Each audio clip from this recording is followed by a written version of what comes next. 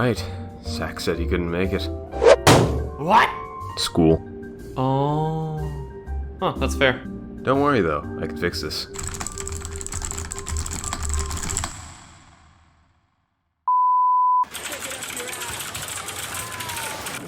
I'm a baby. I soiled my baby diaper.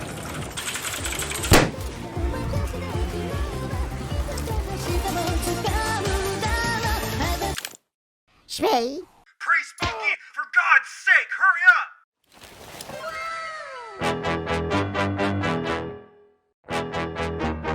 GMod 19! No.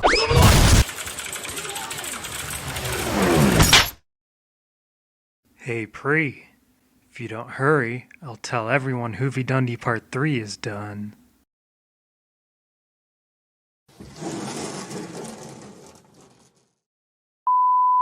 Okay.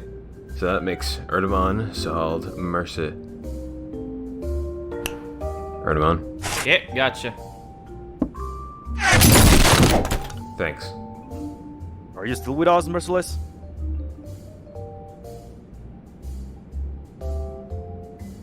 Anyway, so that's Merciless, Erdemon, Sohald, myself, and Priest should be here soon. You forgot Sunky.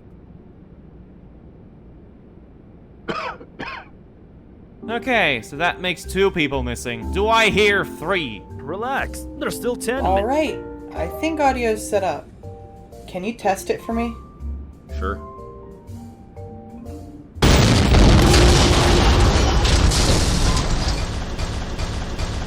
Huh. Never mind then.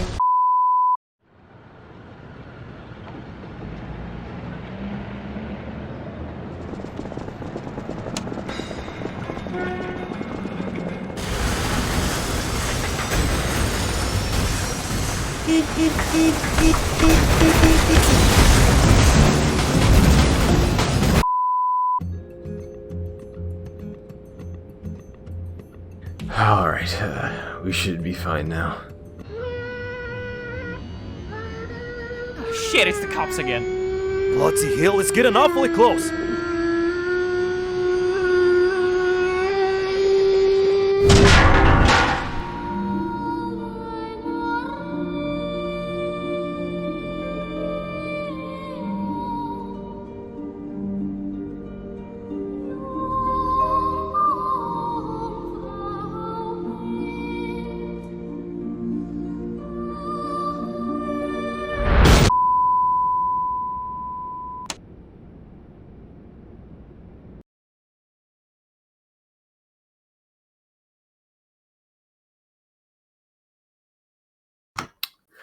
Alright, hello everybody, and welcome to GMod 19.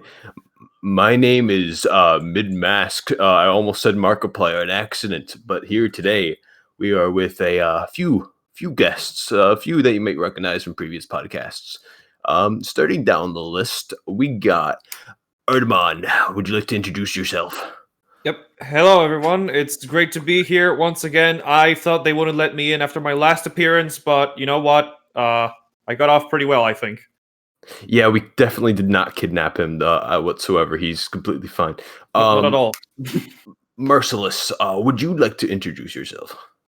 Hey everybody, it's me, Merciless. I also didn't think I would make it again, but here we are. Yeah, we found him outside, out the back of the studio. He was in our trash can. We just kind of dragged him in and sit him in a seat with a microphone. I was smoking crack. Yeah, totally. I guess next in alphabetical order on my side would just be me. So hi, I'm the host. That's all you need to know. Priest Spunky, would you like to introduce yourself? Hi, I'm Priest Spunky. My favorite color is blue, and I want to be an astronaut when I grow up.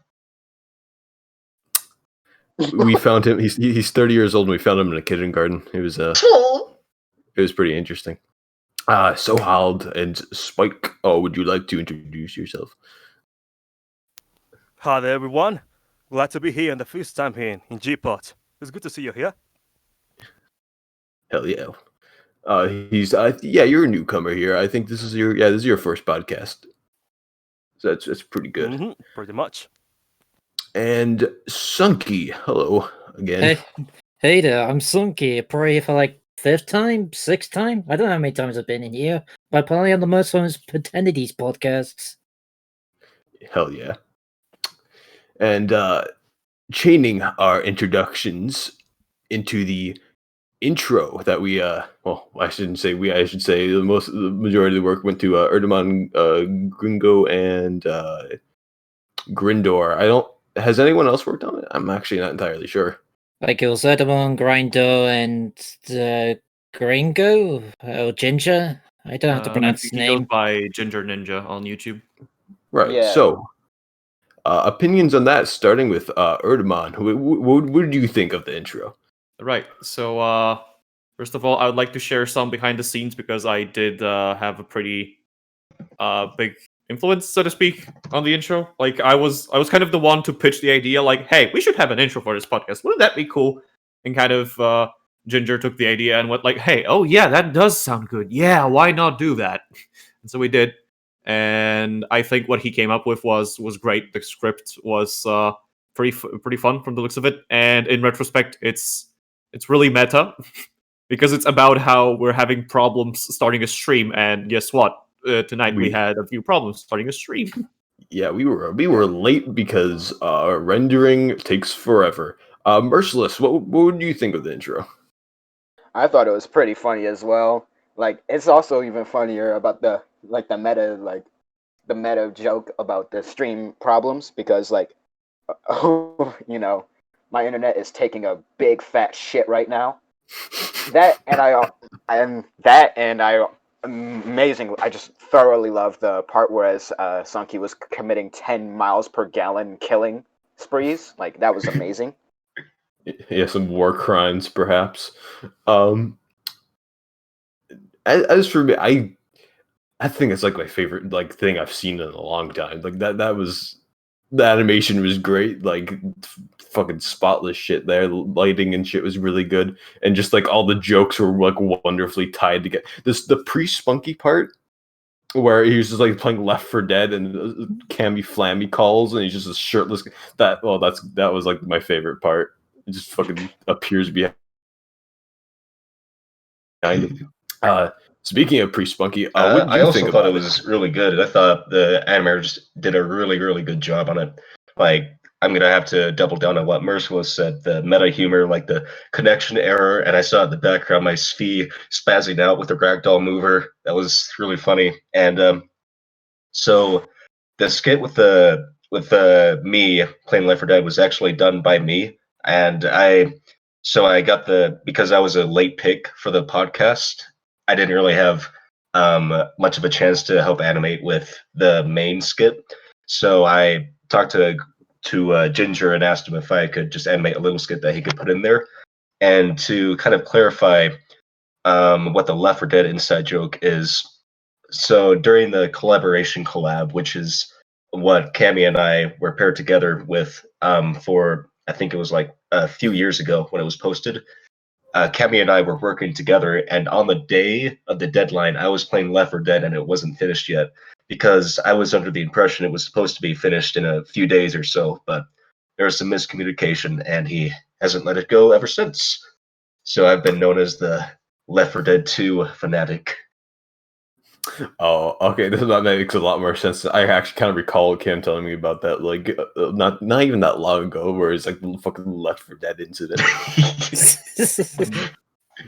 Left 4 Dead incident. It was unintentional. There was miscommunication. I wasn't leaving him out to dry. I was leaving him out wet, taking pictures of him in the shower. Yeah. Oh damn. All right.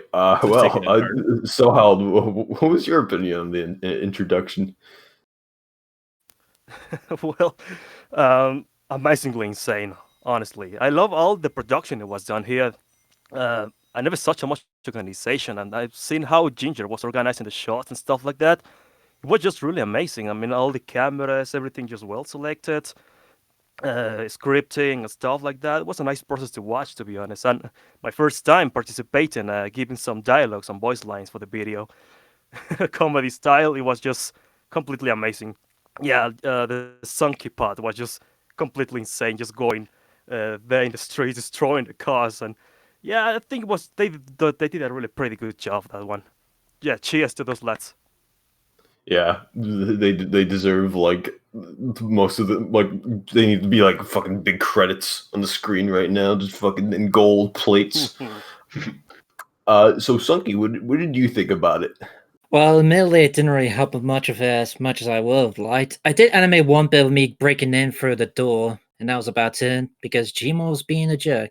But outside of that, I thought the intro was pretty good. Pre-Spunky was definitely the highlight for me with how bombastic it was. Oh, stop it, you. But in general, I did do like the middle meta setup where everything just goes completely wrong, like with every stream I've seen on the internet. The part where like he says no, and then like the fucking G-Man appears, and you see the fizz gun and everything. That was a good part of it. Yeah, So. it seems like the GMod plays a major role in the video. It's just a small little thing. I love it when like people are like super omega meta with things like that, where it's like they just show like the person animating like what's the word, like in real time kind of thing. Yeah, It's like truth be told, the original plan was to animate him throwing the phone, but I didn't have enough time, so I just opted for that and added a few Kitty 0706 references in there. And I thought, hey, that's pretty good. I think that's better than any other result. It's not a GMod video if it doesn't have the Subalua effect. Yeah, exactly. That's very true. Any other passing thoughts, or should we move on to the main course of this podcast? It's kind of weird how Camouflage still wears his hat in the shower. That's a good point. Yeah, you don't wear your hat in the shower. I'm gonna have to talk to him about that. I should call the cops on him. True. So, moving on, we should get to the collab hosted by the man himself, Merciless, the Rush Combat collab. Now, let me tell you, dear audience, if you have not watched the Rush collab yet, Rush Combat collab, sorry, go do that. Keep the podcast on, of course, because we need the views. But it's a great podcast. And starting with Erdemon, what was your experience with the collab? Because you were an attendee, and what did you think of the final product? Right. So the way I could sum up this collab is that it's both a great example of what GMod community can do when you put an animator under pressure, and also why you should never crunch, ever. It's like the worst thing you can do to yourself, and I don't recommend anyone do it. Yeah, you end up with disasters otherwise if you're not careful. Yeah, it did help the time constraint with like developing the skills where you like think more proactively, where you think on your feet.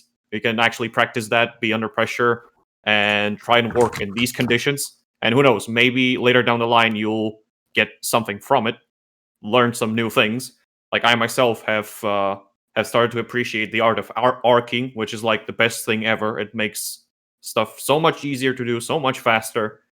However, when I talked about the collab with a few people who are not involved with the final product at all, they like everyone pointed out the same thing, which is like, hey, every entry has this pattern where like the beginning is very good and then the person just completely loses it. They just lose all motivation, they just don't care anymore, and just like whatever, I need to wrap this up somehow, so here you go.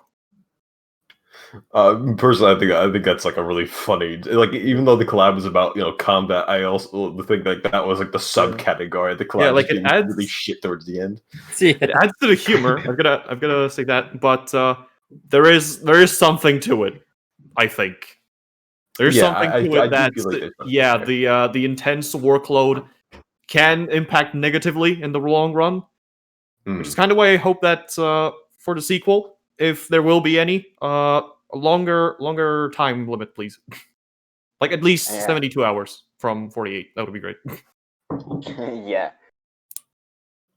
So moving on, Merciless, you were the host, and you also made an entry, if I'm not mistaken.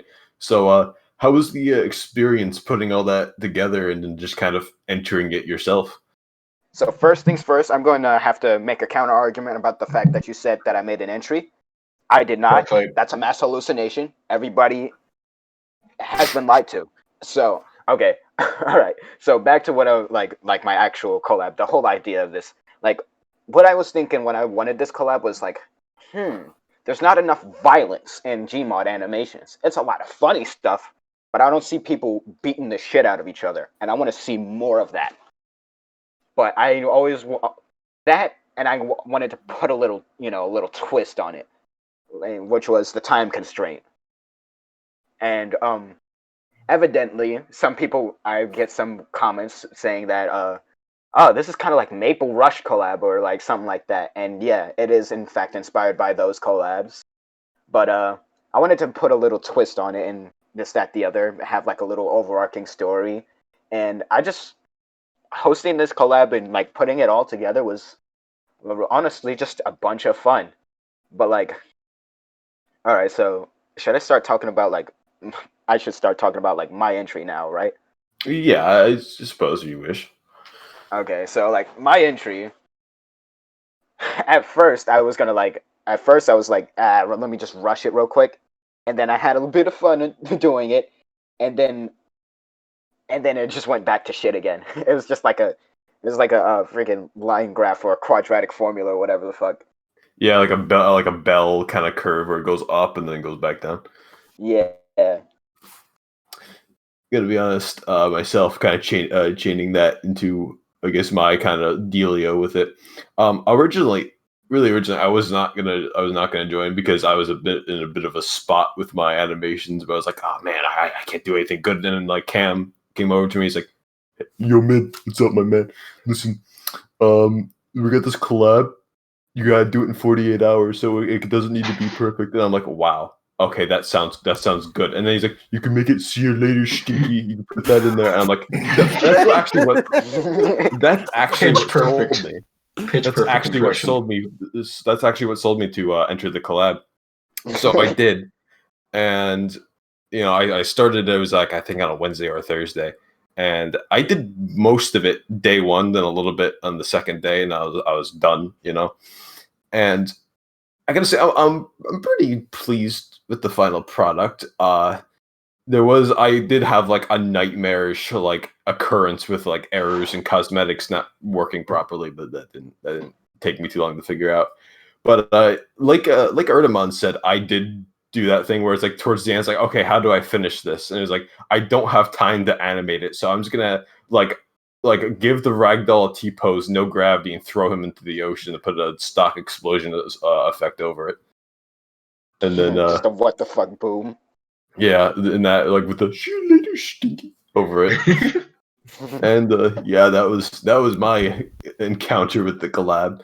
Now, Pri, were you in the? I haven't watched like the whole thing through and through because I've been a bit busy. But did you make an entry for it? I'm offended. Of course I did. Of course you did. Yeah. So, what was your experience?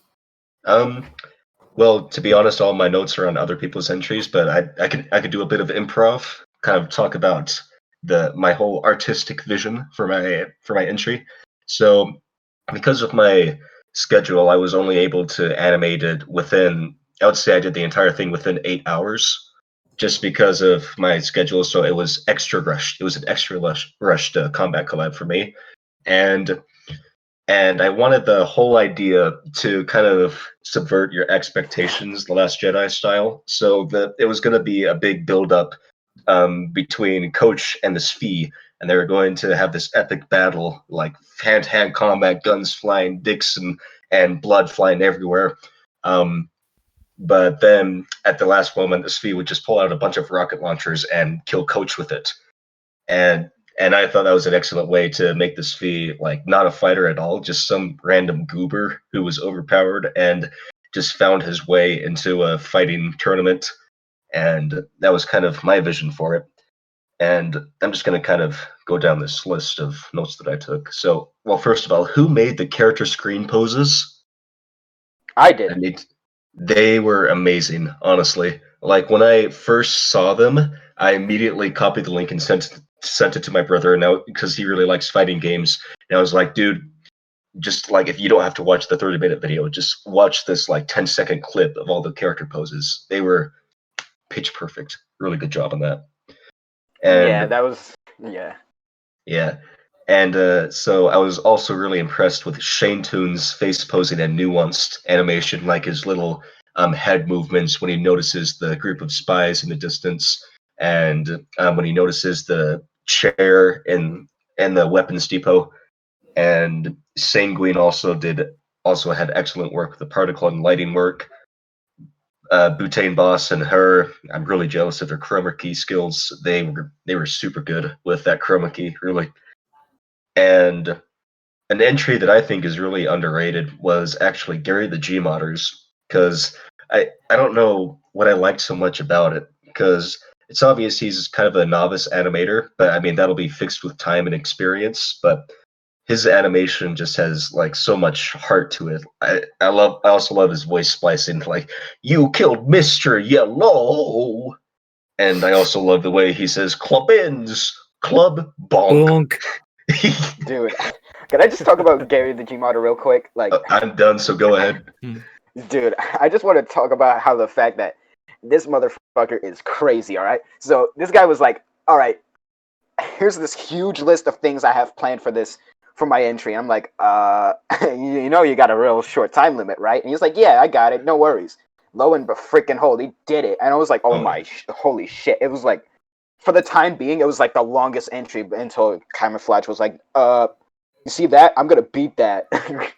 I'm really glad you brought that up. I apologize, Sohald, but I'm not done anymore because you just reminded me of something. I was really, really impressed by just how much Camouflage can animate within such a short time frame. Seriously, like 48 hours, and he produced like a 3-minute fighting video. I was really, really impressed with that. So good job, Cammy. Well, let me say that we can ask Sohal these questions, but I gotta say with Cam's entry, what fueled him was his hate for mussier hair. Yep, easily. Of Nothing course, he beats had to beat pettiness, his bro. nemesis with style. Come on. Yeah. So tying into all this, Sohald, what was your like overall experience and thoughts on the collab? Well, one kind of experience, that's what I can say.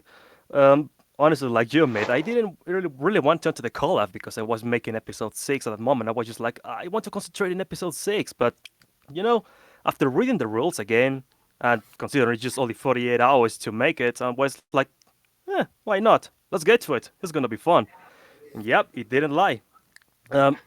Honestly, I was just also didn't want to enter because I sucked at making fight animations. I don't really like to do much about it.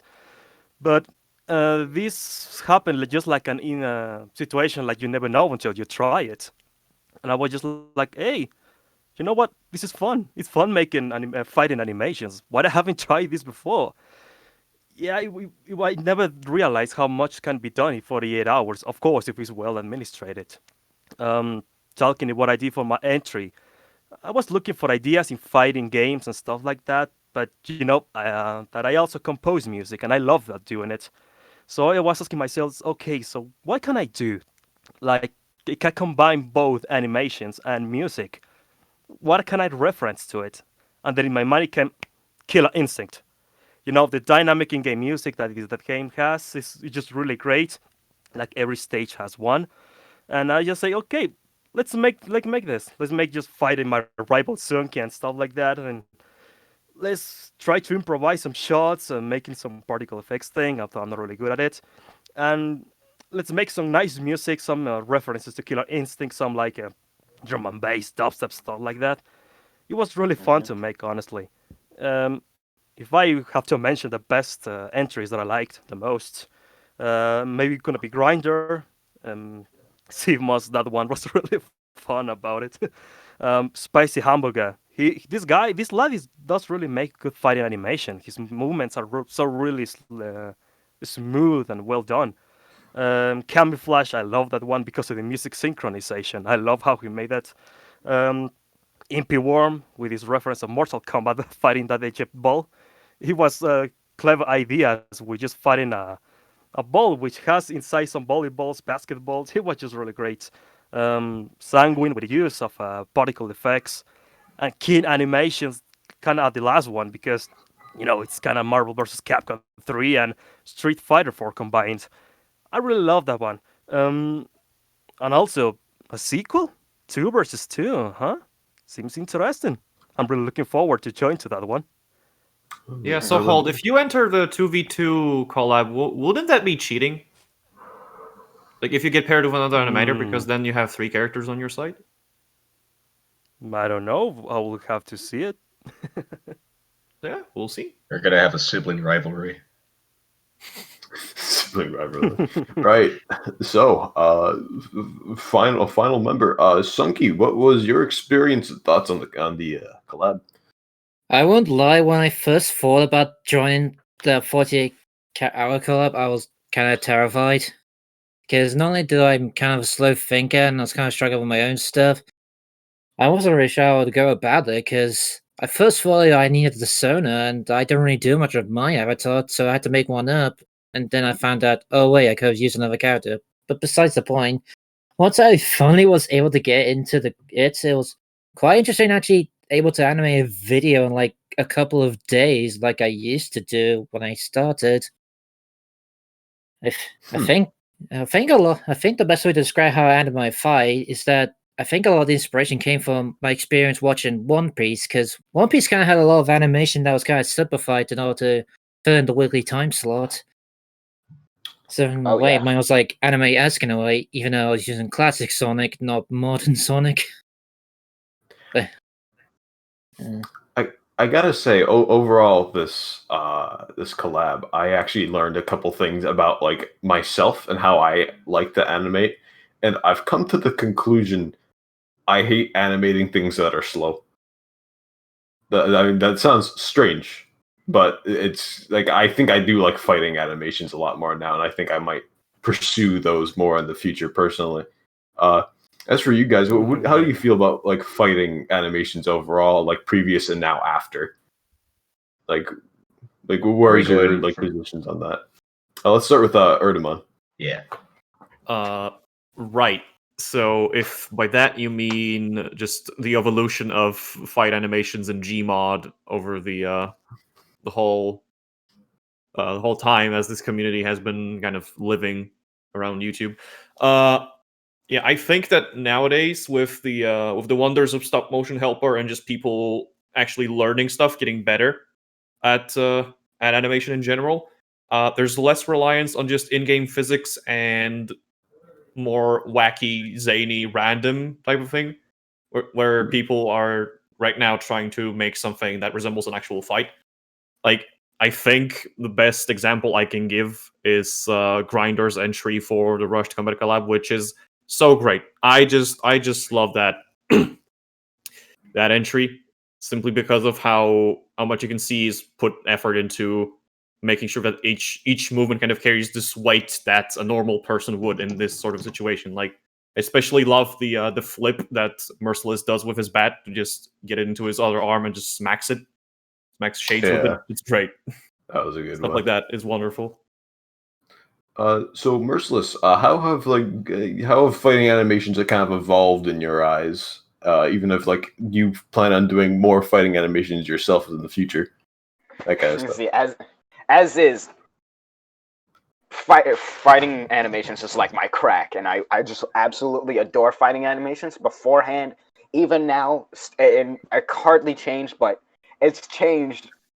One thing's definitely changed though, for sure. Like, I've gotten it.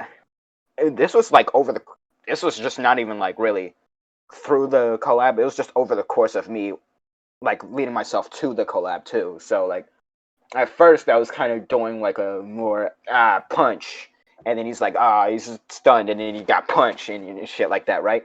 And then I was starting to study more about like the flow of fights, and I was watching. Going back to the good old shits like Jackie Chan movies, this, that, the other, I was I really like studied kind of like the flow of fights, and like fights. There's something good about a fight, and that whereas like it can tell a story of who the character is based on how they move, and it'll just be entertaining as well. Like those two things could make a great fight to me, is what I think. And like my general view of fight animations is just like it's just I adore them, and I will definitely do more of them as time goes on. Hell yeah. I guess I've already kind of stated my opinion, but just go over it more concisely because I'm kind of bad at being concise. I'm going to be doing a fuck ton more fighting in my next couple of videos. And I'm not sure how much fighting you've done in the past, but are you considering doing more of it? And how do you think fighting in the general GMod community has kind of evolved? Well, I mean, I'm speaking as someone who's grown up with like animations like Billy Mays versus, damn it, I forgot the name. I'm retarded. But anyways, those wacky like fizz gun ragdoll fights that go like from map to map with explosions and just kind of the fight scenes that you can't get anywhere else besides maybe anime. Well, maybe like it's Gmod fighting is like a spoof of anime. Think of it like that. Yeah. But as I've grown older, I've kind of gotten more and more into, well, my brother at least has gotten more and more into martial arts, and he's kind of taught me a bit of Brazilian jiu-jitsu. So I really like the whole martial arts, like brutal, realistic, bone-crushing martial arts like that. I feel like there is kind of a lot of untapped potential for realistic fight scenes in Gmod, where you just have two highly trained characters going at it hand to hand, and Yes. and that is something I'm really interested in animating sometime soon. And I also feel like kind of mixing the two together, like wacky Gmod fighting versus like cinematic martial arts fighting. I think there's a lot of untapped potential in there, so I'm excited to explore that. And this collab has definitely made me see the way, if you will. Interesting. Yeah.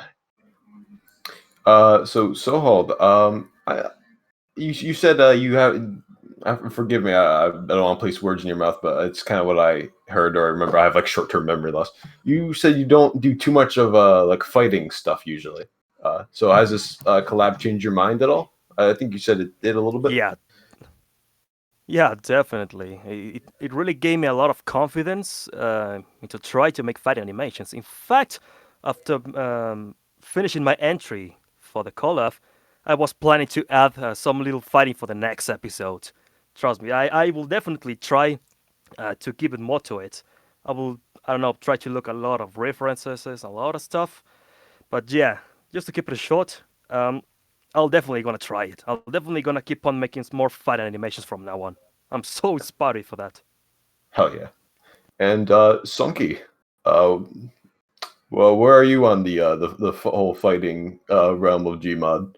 Well, I think like prior to the Rush collab, I always had thoughts of wanting to do an action scene of some point. Like, doesn't have to be just fine, just action in general. But I always thought it was kind of demon for me, and I felt like I had to be had to think a lot to make it good. But I think this should show me that I could be kind of loose and still produce something entertaining. And I think that's what something I'm gonna go with my future ones. Just try to be a bit more loose while still making something I could be proud of. Hell yeah. Chaining this collab, one of its main elements, the time constraint. So, let's see here. The general question I want to ask about this one is, like, we all got 48 hours to do this between editing and just animating. And how did it overall affect your kind of motivation and things like that? Let's start with Erdemon. Right. I would say that even though I haven't really animated much for like the past year, I did luckily manage to get over the initial phase of getting back into the thick of things with a little test animation I did beforehand. So I more or less had the idea of what I'm doing, kind of. However, still there was this little bit of pressure put on by the time constraint, which I think further helped because this time I had to animate something, but this time I had an obstacle in my way. So it was like gradual return. Like it's like first you're learning how to ride a bike with extra wheels attached to it, and then you get rid of the wheels, and then at the very end you get rid of the whole steering wheel, and you're just left on your own. Shit, you're like, you have 4 hours to complete this, and you better not crash and die. Oh boy. Luckily, I managed to get to the finish line without breaking my neck. So, yeah. Yeah, it's like you just kind of start out the collab with like a whole motorcycle, and you end it with a unicycle. Yeah. However, I would say that while this kind of approach is good for like a start, where you like get yourself to make a lot of even short animations, so long as you like get yourself to do it, then you're good to go. You're grand. And later down the line, it should be fairly easy to just get past the mindset of being too anxious to work on anything. Just bear in mind that forcing yourself to work all the time is not a good thing, really. If you have to force yourself to work on something 24/7 for an extended period of time, like a couple of months instead of a couple of weeks, that may cause some problems in the future. So you might get some demons if you do that. Yeah, exactly. Speaking of which, Merciless, the creator of the 48 Hours, Erdmon accidentally left. All right, yeah. So Merciless, what was your kind of whole deal with the 48 Hours and like experience working with it? So let me bounce off like what Erdmon said about like how you get in demons. I have those demons. Anyway,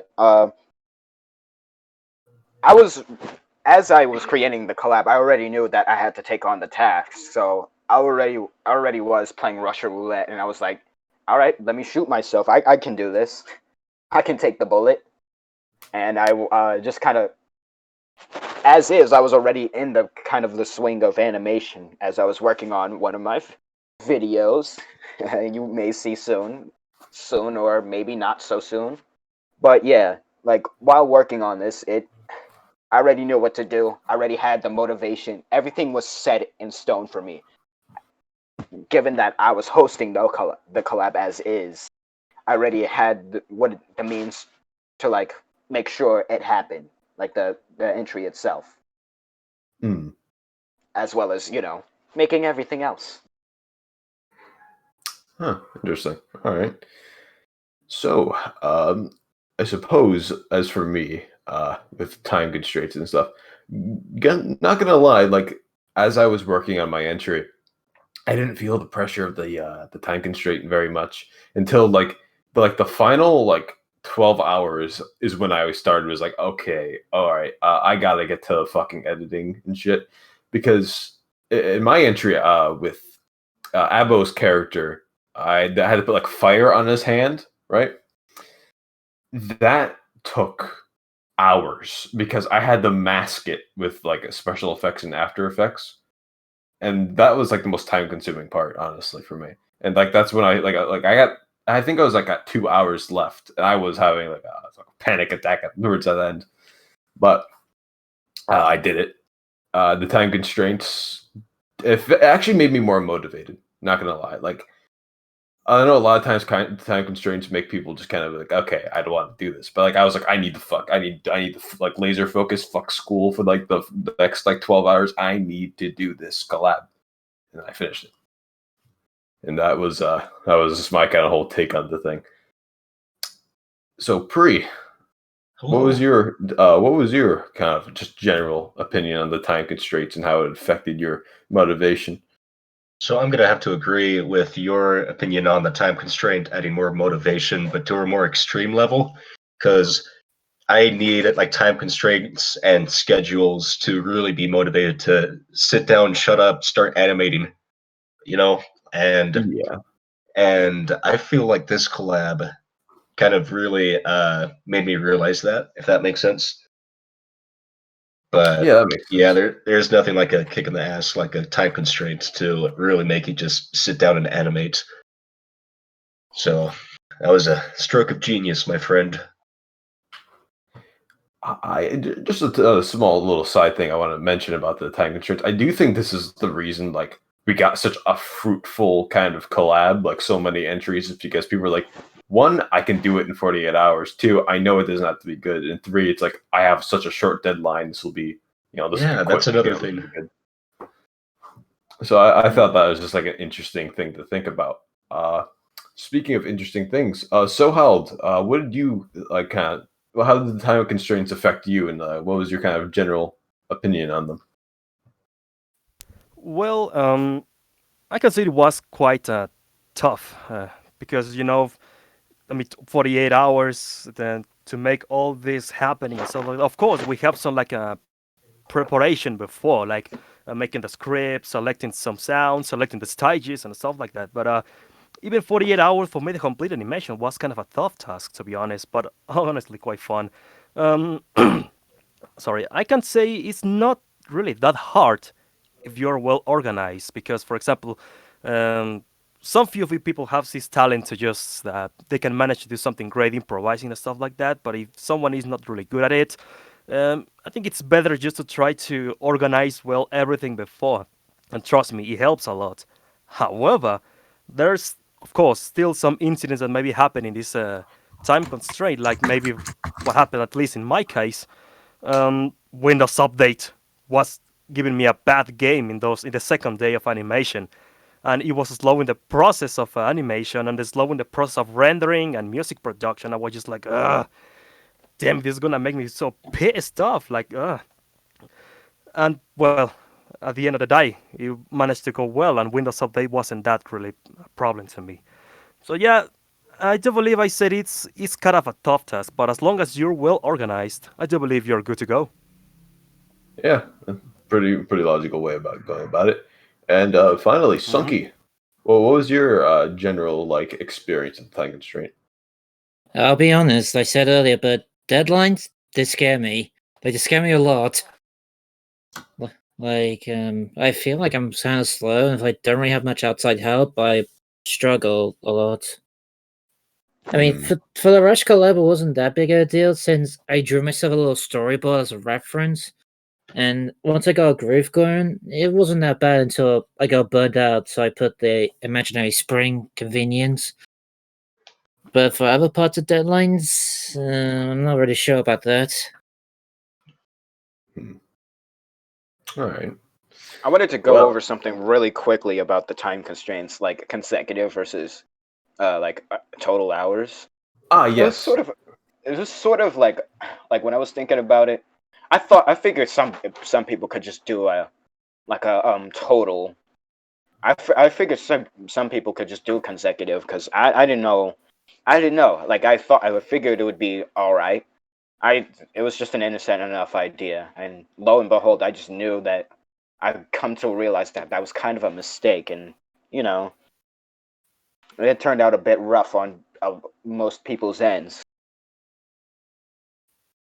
Right. Yeah. Yeah. Like overall, like overarching, like you got start to finish 48 hours. That was rough, like you said, for a lot of people.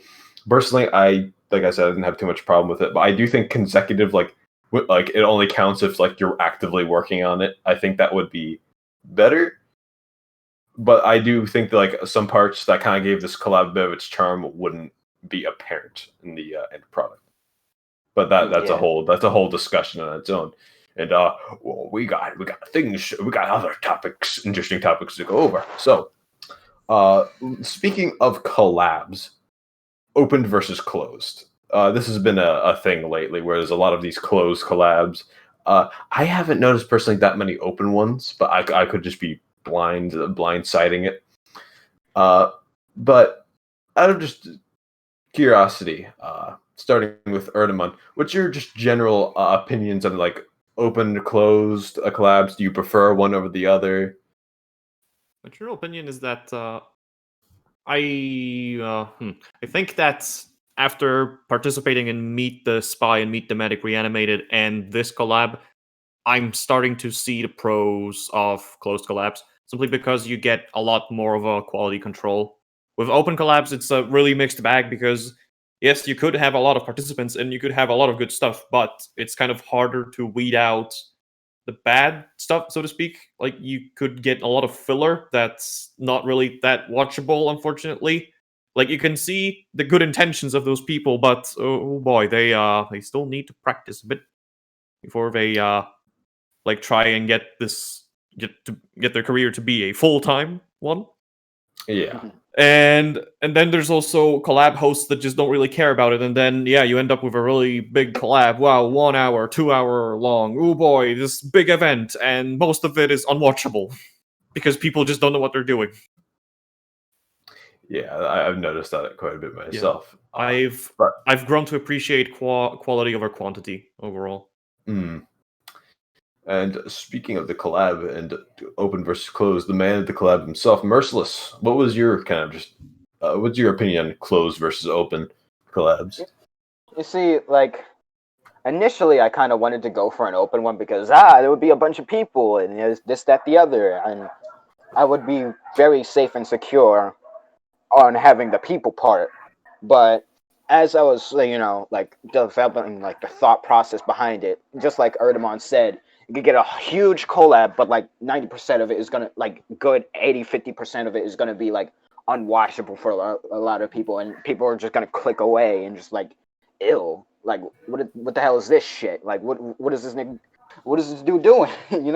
And why I chose like a closed over open one was because not only that, it would just be much easier to manage everybody when it's closed, and I get to see more. I get to like be able to keep track of people in a better manner when I have a closed collab as opposed to an open one.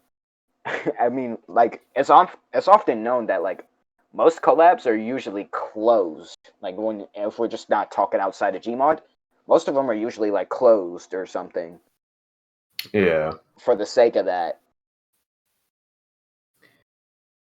Personally, myself, with these open versus closed, I've noticed, like I said, I've noticed a lot of like recently. There's been a lot of closed collabs and very few opened ones. And I do think open ones have a good place where it's like it gives really tiny, maybe not very experienced people their kind of chance in the spotlight if they make something that's like pretty good. But I also do think, like a lot of you said, that closed offers the kind of quality control and consistency that you can't really get with open, because with closed collabs, you usually know everybody in the collab yourself and you can talk things over if things aren't going correctly. But as for open, it's like some guy can just show up like last day, here's my entry, and it could be like either really good, really bad, and like, do you put it in, do you not? It's a whole different mess when it's open versus when it's closed. But like I said, I think open does have its place, and especially in a Gmod community where it's like Gmod's so accessible to just about anybody who can pick up a mouse and a keyboard. Yeah. But what's your like just general thoughts on open versus closed collabs? So I'm gonna have to agree with the running theme of quality assurance being a toss-up. But something specific comes to mind when I think of that. I'm not sure if you guys have seen it. It's called the Ghost Trolling Collab. I think there's 3 of them, but the guy, I feel like this was just a bit mean-spirited, but that's just me. But so the guy put all the good entries at the beginning, and then at the end, he said there were some other entries that weren't particularly up to snuff, and here they are. And there were the entries that weren't as well animated as the ones in the beginning. And really, all I could think about is if I were to host this collab, there would be no way I could do that to these poor people. But yeah, I also have to agree that open collabs are really good for finding out new, undiscovered. I can't believe I wrote this down. I wrote down, and let the shy little autists like me make their entry without having to ask for permission. I wrote that down. But closed collabs are a lot better for collabs with a bit more structure or cooperation, like the collaboration collab, obviously, or this collab where you have to talk with 2 or more people. And this is also kind of an idea for a collab. I'm probably not going to do it because, like I said, I hate having to turn people away. But there's something called you guys know the game, the telephone, right? When one person when one person at the beginning of the table says a sentence, then the next person says it, or the next person says it, and by the time it gets to the end of the table, it's like completely muddled and it's completely different from what it used to be. It's called telephone. Yeah. I would think that making a closed collab centered around that, like the telephone collab, would be an interesting idea. Like one animator animates something, then he tells the next guy in line, but only using text and only like using a specific set of words, and he can't go beyond that. I don't know, but I just feel like closed collabs offer a lot more possibility to stuff like that, and open collabs are a lot more casual and a lot more just kind of good for people who aren't very good at animating to to get on their feet and find their way. Yeah. Yeah, I agree with this. So moving on. Sohald, what's your just general opinions on open versus closed? Okay, so yes, just like they mentioned over here, the quality and all the stuff, final results speaks for themselves. I've seen that close color has just better quality entries and stuff like that because it's in my opinion, a little more organized because there is just like a contact or like a contact between the members because just wanted to go into the entries and stuff like that. A difference with the open collabs, like they're just only the hosts there publishing the collab thingy and just wait until all the videos are dropped by and stuff like that. There's almost no contacts with for those who want to participate with them. What else can I say? Yeah, open collabs. I don't say that they're not bad. Of course, I mean I participated in when I started my channel. It's more just about it's a great opportunity for those who want to give them a good name around here, this community and stuff like that. But I do believe, yeah, I do prefer more the close collabs because of the entry qualities. Yeah, I think that's the only thing. What can I say? All right. And Sunky, anything to add to all this? Well, it's going to be difficult, but I guess I might as well say something since I'm the man known for reporting collabs on a Steam group that barely anyone looks at. So I do think there's like a place for both. So open helps open up the community to many people. Might even find some channels that haven't got much attention that you might like. While closed can allow for better quality control. Well, as long as the project's well managed and the guy had running it isn't an idea guy or someone looking for fame. Oh, I don't know what happened there. I guess. I guess the main thing to keep in mind for a good collab is a good idea. If everyone's cool with the idea and be creative, you can get some good stuff. Another Mario hits the castle and he does the die funny. Uh-huh. I'm sorry if I feel like I'm insulting someone. Yeah, understandable. So moving on with all this. Thoughts on the whole 15 .ai finasco? We're gonna start in reverse order this time, just so different people get chances to speak first. So Sunky, what's your opinions on the whole 15 AI like TF2 voice lines kind of deal? And like, how do you think? Like, do you think it's good for like GMod videos, or do you think it's kind of better for other things? That's kind of a trigger because I will give credit to the website that it is for the guy able to recreate the voices in voice sense because no doubt that's a lot of dedication before the voice clips you have to work with.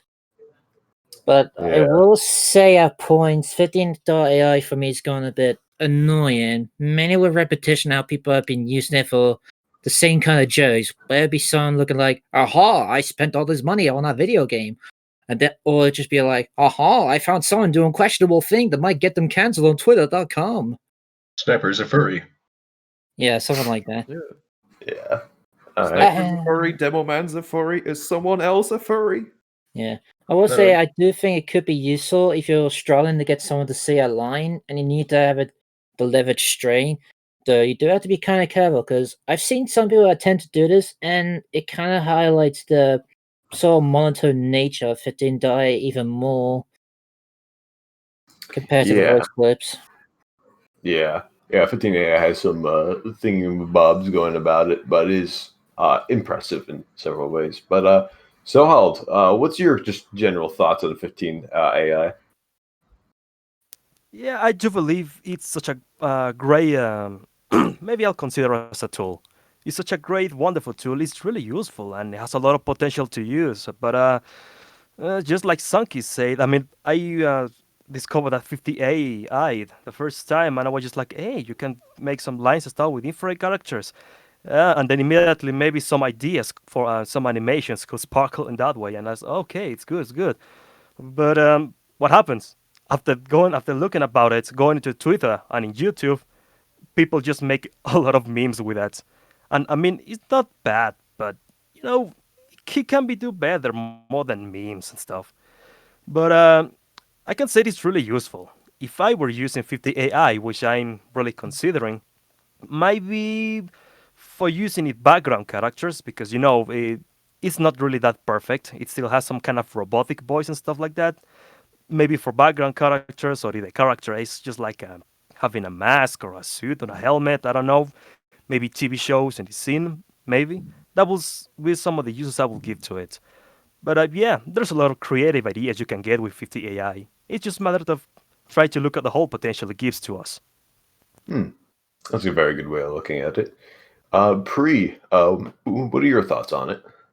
So as for the repetition, like Devilman finding out his team's a degenerate and inside jokes like that, I feel like that's kind of more the. I mean, it's pretty obvious, but it's more of the community's fault than 15.ai's fault.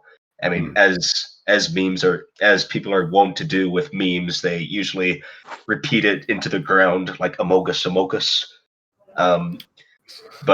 If someone were to use only 15.ai when they're doing a GMod animation, I feel like that could come off as stinted, especially a lot of the sentences that are already existing that you could do just as well in the voice splicing.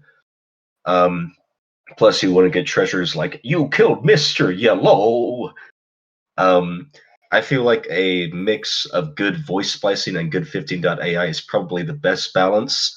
Like, so I have a bigger project in the works right now that I've been working on for a few years that uses the voice splicing and text dialogue as well.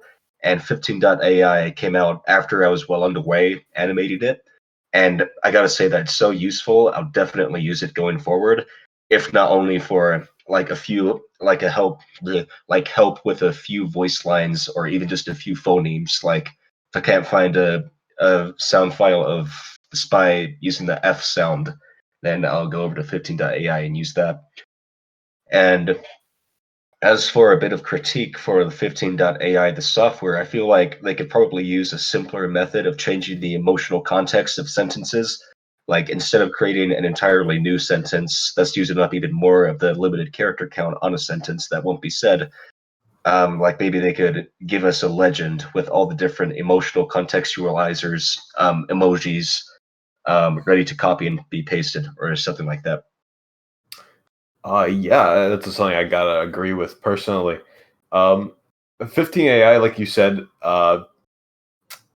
it definitely hits that area where it's lazy people can use it badly, but people who know how to use 15 AI can make a really good. It has shit. a skill ceiling.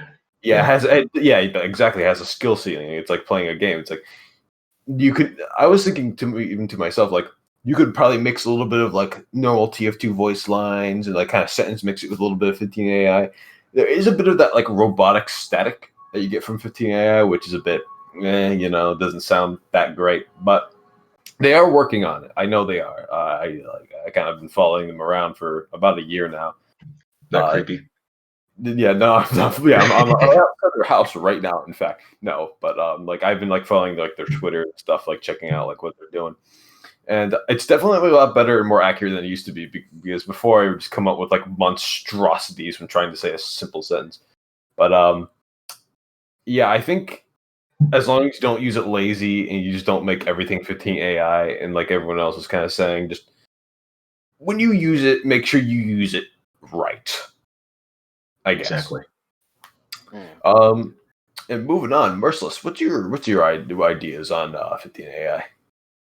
I think that 15.ai is like like just like what everyone said. I'm gonna be like the how fads are in Gmod communities. Um, it's amazing. It's an awesome idea of just being able to like make these characters like your TF2 characters or whatever else they have say what you want them to say without having to put in the work for sentence mixing. Though I personally believe that sentence mixing just has its treasures or whatever. Like everybody like Pre said, like you wouldn't get so many funny things with like 15 AI, like using exclusively 15 AI. It's got a lot of soul. Sentence mixing. Voice Yeah, splicing. it's got its like own soul to it, and I Quite. like that. Like you can use that, or you could just like what anybody else would think. You could just voice act too. Yeah. Yeah, voice acting's a whole interesting thing on its own, but I suppose we can mention that in another podcast. But You have yeah, a mic like mine. Oof. like what I was thinking, like I know that I'm gonna be using like more than just the TF2 characters' voices, so I basically have no choice but to sentence mix, and since 15 AI won't really cover the mile like that for me, so yeah. All right, fair enough. Finally, Erdeman, what's your whole dealio with 15.ai?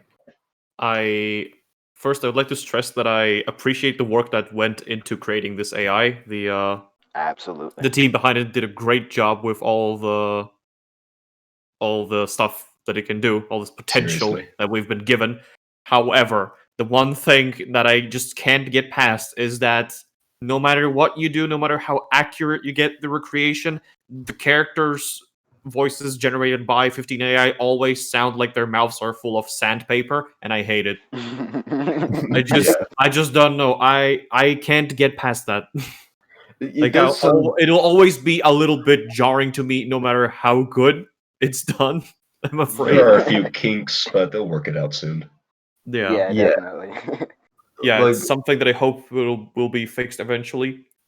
For the time being, I'll still favor either sentence mixing or voice acting, simply because one, there's none of those issues, and two, I still think that those two methods I mentioned, they have a bit more personality. You can get a bit more personal with that, and it's just not just a sound generated by a computer for you that you can't really tweak that much.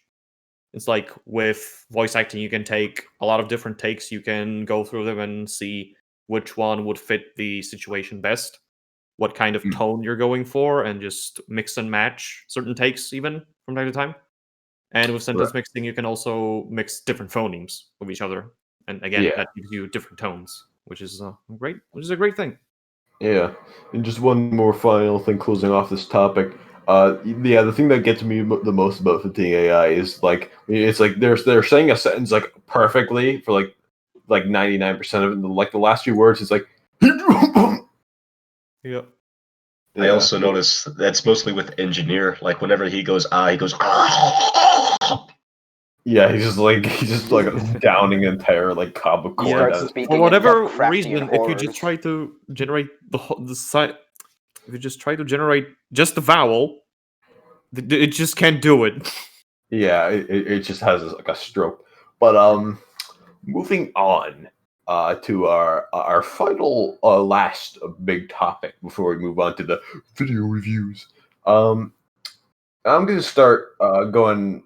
I'm gonna like alternate, so we're gonna start with you, Erdemon, then back down to Sunky after we move on to the video reviews. Okay.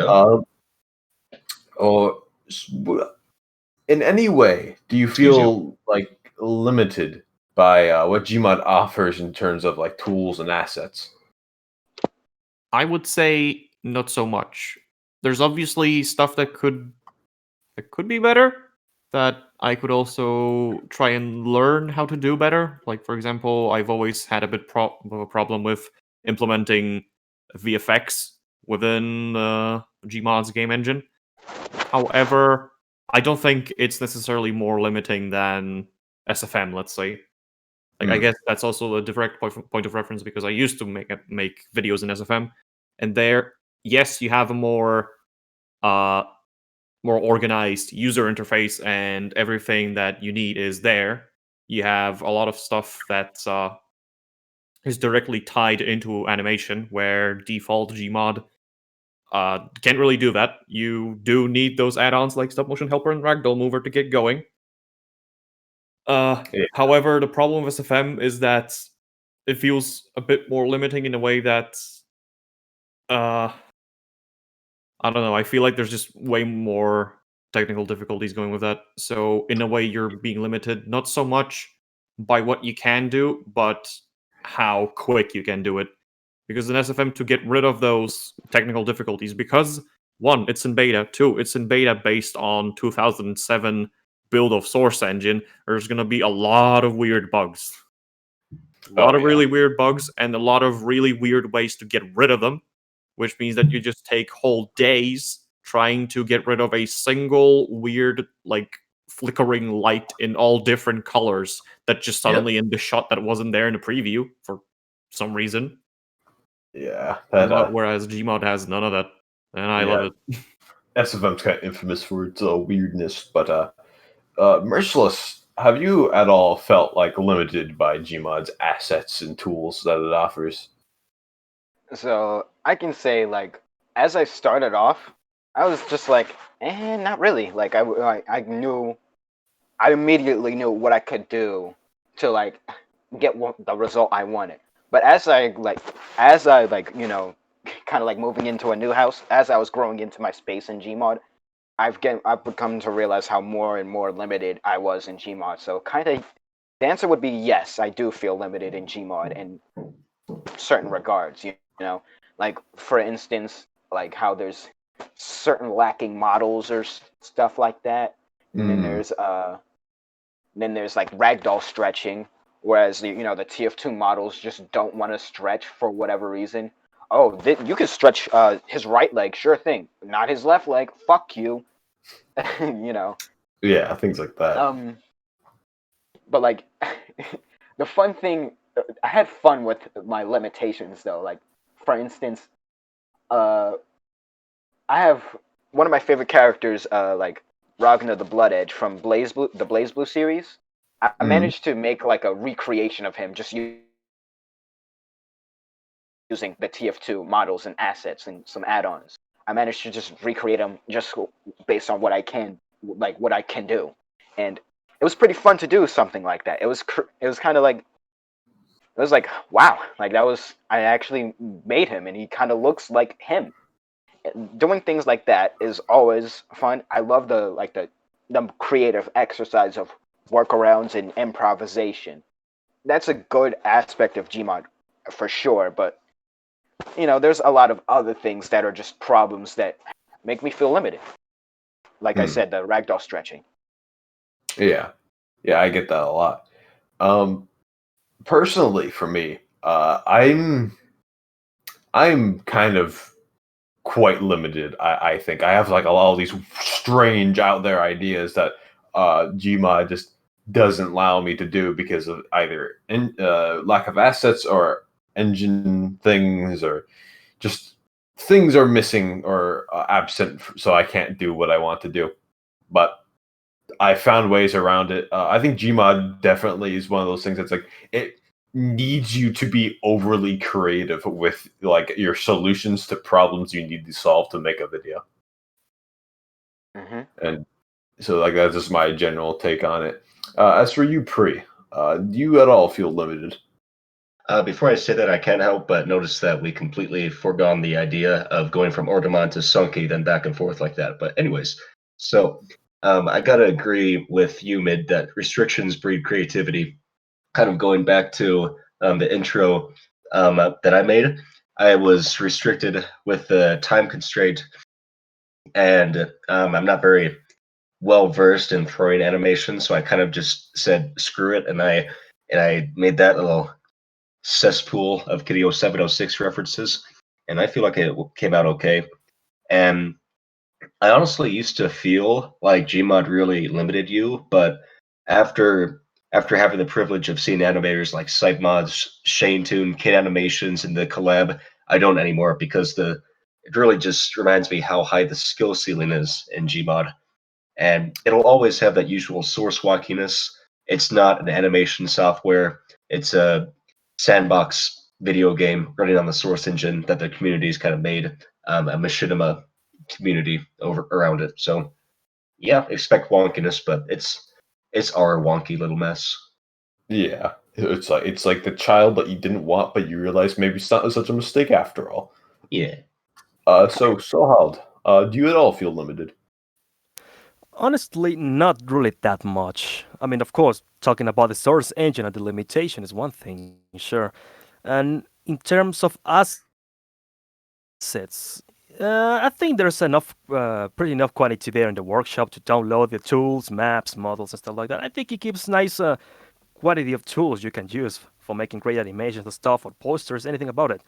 Um, but I do believe there's maybe some other things we have to discover from it. Like a little example, quick, the depth of field. I'm not sure if everybody happens like that, but depth of field breaks shadows. And it's a cool effect that maybe it's gonna be great use it instead of editing in post processing. One day I just discovered that the depth of field is indeed a material, which you can use, of course, as a zoom with a zoom material tool and apply it into a prop. In that way, you can get some depth of field without actually using the depth of field in the post processing tab. To have keeping that in mind, maybe there might be some hidden stuff that maybe we have to discover. Maybe there's a little more potential that the source engine can give. That's what I only can say about it. So no, I don't really feel that much limited. All right, that's an interesting take. Yeah, Source Engine's one of those things where you could just keep squeezing it for like different results, and it's been years and we still keep finding new things about it. But as for you, Sunky, do you feel at all like limited by what GMod has to offer? I say it's like 50-50 because part of it is naturally due to the fact that GMod isn't an animation program. It was made as a sandbox game, and we found ways to make videos with it. And if I don't prepare knowing that there might be something I don't have that I need, it could be a bit of a pain, but sometimes it can allow for a bit of creativity, which can indeed make a more impressive video in that regard. All right, yeah. All right. So moving on to our video reviews. We're gonna start down the list again as we were doing before. So Resurgence by Vigar. That was an interesting video. And Sunky, what were your thoughts on it?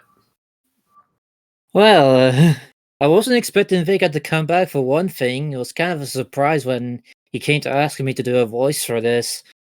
But he did, and I think it was a really good way to come back, making a little funny video and surprisingly pretty nice mixture of puppetry with the animation. Yeah, I did appreciate like puppetry, but like also there was like facial animations and stuff like that. Sohald, what was your opinion on Resurgence?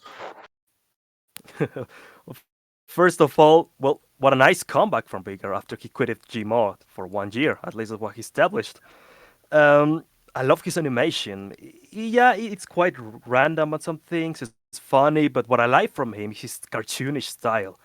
I like that bit when he was walking. I mean, get out of the apartment. I was running through different places, different scenarios. I do really like that run animation. It was so smooth, so cartoonish, a lot of energy and stuff like that. Yeah, that's what I can say about it. So, Bigger, if you've seen this, congrats, lad. All right, Pre, what was your overall thoughts on the funny Resurgence? I honestly have nothing bad to say. The face posing made me laugh out loud. The animation was great. Puppetry, comedy, it's like he never left. And I'm going to keep it brief. All right, hell yeah. As for me, I had some insight information a little bit. I kind of knew it was coming, but I didn't know exactly what the contents were. And man, this is like, holy shit! This is like one of my favorite goddamn videos I've seen in a while. Like you guys were saying, like the whole like mixture of puppetry, cartoonish, just kind of just it's oozing with like punchy style. That's like the best way I can describe it. Great video overall. As for Merciless, what do you think about the resurgence? Resurgence, oh man, I love that video because like it's just like what everyone was freaking saying. It's the perfect mix of that puppetry and that great animation. It's like the perfect cartooniness of GMod that I've seen. It's perfect. It's just good. Hell yeah. And as for you, Erdeman. Yeah, I don't think I can add much to the whole discussion. Like, it's great to see Vigor back. It's great to see him still be in shape, still be able to pull off some really great videos. It's amazing. It's like someone mentioned here already. It's like he never left, and yeah, it was all the more surprising because usually when people are away from a community for an extended period of time, like a year or something like that, or like I can't quite remember how long Vigor was gone for. Was it? It was about a year. Yeah, about a year. It was nearing 2, I think. But yeah, it felt like early Christmas. I'm gonna say. Yeah, hell yeah. It was great. And moving on to our next video review, Bizarre Bucket by Crazy Scout Finn. Let's start with you, Sunky. What were your opinions on this video? Well, of all the videos I've seen lately, this was kind of different than I expected from Crazy Scout's Finn, because he's actually trying to do a story compared to the usual insanity he does. Well, because I have heard some people say that the bucket soldier is kind of annoying with the same thing going on, with him going, "Eh," and doing bucket thing. But I don't know, I kind of find it a bit charming with his social awkwardness, and I think this video did a pretty good job starting his little story off. Yeah, and not this without little dialogue. The most you get is one soldier talking, "Hey, you got a couple more guys to get for this guard," and that's about it. And I think it's a pretty good start, and I'm interested in the story. Yeah. All right. So Hald, what was your kind of opinion on the video? Well, if I can say something about Bizarre Bucket, maybe I will say it like it's strangely and yet so realistically funny. I mean, just like Sunky say, there is just like a plot following up here. Maybe kinda just like what he did in his previous videos with I think it was with the necklace sniper and stuff like that. And yeah, there's quite interesting yet strange plot around here, and it seems he's using previous characters, for example that one, the Bushman sniper and stuff like that. In terms of comedy, it's, as I mentioned, it's quite weird, but what I find it funny was just the soldier just going with the same and stuff like that, and I don't know, I find it quite funny like that. Yeah, that's what I think about it. Say, I love that he making a good plot, despite how strange and despite how strange it is. I don't believe he's following a nice plot. Let's see what's in the next video. Let's see what's gonna happen. All right. As for Pre, what do you think about the video? Well, I mean, I like anything from Crazy Scout Finn. I've been a fan of his since, I'm not going to say at the beginning because that's pretty pretentious, but I've been a fan of his for a pretty long time, and this really has his style. Like Scout's deformed body, just like out of nowhere, and nobody says anything about it. And Spy's voice splicing after he gets shot was so well done. His voice spliced is always great, and I love how he's going down like the story-driven shared universe route, because I feel like the soldiers, the bucket soldiers, are probably my favorite character of his, because we have a lot in common. We're both shy little artists, and we both talk in ours, and it's fun. It's fun. It's a fun video. I like it. Good job. Yeah. As for me, like you were saying, like I've been watching Crazy Scout for a while, and like I don't want to say like he's always one of the first to do it, but like out of like all the bigger, well-known Gmodders, like he's got like this like underlying kind of, it's not like a story. It's like in your face. Here's the lore. There it is. Here's everything about it. It's just kind of like there's something, And that's what I really, really enjoy about like all his videos. It's like the whole bucket thing's been going on a while, the whole Bushman sniper thing's been going on for a while, and I think it's the perfect amount of cool animation, stupid happenings, and that tiny bit of like undercover lore that I really enjoy. Yeah, very understated lore. Yeah. And as for you, Merciless. Now, I may have said some shit about like the bucket trope. You know, guess what? Fuck what I said. I actually really like this video, and I really love how like for the most part, most of the mercs kind of just speak in like this indiscernible language, yet you know what they're trying to say, and it's like really cool. And I really like this like how it's like a story coming on to it as well. Yeah, like it's a pretty cool video. I guess I'm just really like I get really tired of fads as of late because as time went on, like doing fads and stuff are just gets really milked out. But I really like this video. I disregard everything I said, like about the bucket and shit. Yeah, good video. I love it. I kind of agree with you. Tropes and like things that are played a million times, like Among Us GMod number 600. Yeah, it gets a little boring after a while. But speaking of Among Us, Erdemon, what's your opinion on the video? I was wondering how long we're gonna go without any Among Us references in this podcast. Okay, right. So what I really appreciate about Crazy Scoutman's work in general is that he takes a more laid back, so to speak, approach to his surreality. Which one is the real word? I don't know. But in any case, his stuff is surreal, but it's not as in your face as the more mainstream GMod, so to speak. It reminds me a lot of like early Altaro videos or Ethiomod's videos, where you just have this weird scene presented to you, and the author just lets that sink in. It just seeps into your mind as you just stare at it, and it's like, oh, okay, this is happening now. Okay, sure. And I really like the parts where it's just this, like the perfect example being the soldiers driving around in this car at like 1 mile per hour, or you just stare at it. It's like a car crash in slow motion. You just go, okay, where does it go? Oh, they just go. They hit the wall and nothing happens. Oh boy. Yeah. And with stuff like the soldiers just going like, yeah. It also makes for this pretty great atmosphere of just what the fuck's going on, which is also why I kind of wish that he didn't use 15 AI in this video. Like, if he tried to go for more of a visual storytelling and more of those grunts and stuff like that, I think that would be perfect. Because even without that little exposition dump, you can still make out exactly what the soldier needs to do.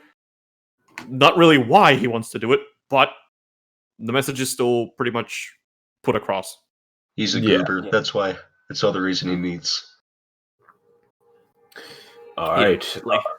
So moving topics on, we're gonna start back from the top down. Top down. Sorry. Top down. Sohald, episode 6 by Sohald. Oh. So, starting with you, Erdemon.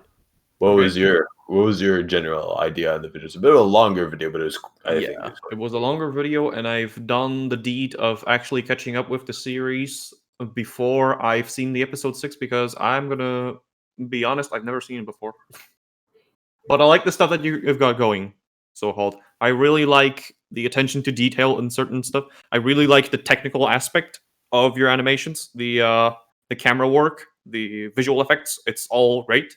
I like those little anime-styled sort of funny sprites for emotion expression in earlier episodes. That was fun. In episode 6, I absolutely just loved the moment where Sohald presses the key of the keyboard and it goes down. It was, I don't know why I loved it so much, but it was, whew, whew. It was that moment when I knew this guy knows what he's doing.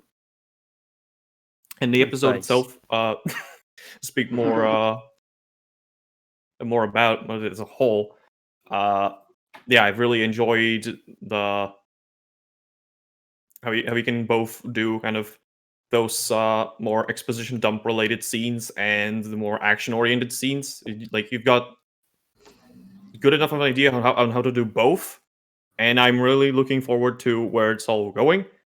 Because I will say this, that while I enjoyed pretty much the entirety of the series so far, I feel like so far it's been a bit focusing a bit too much on the setups, and I wouldn't mind seeing some serious payoff in the near future.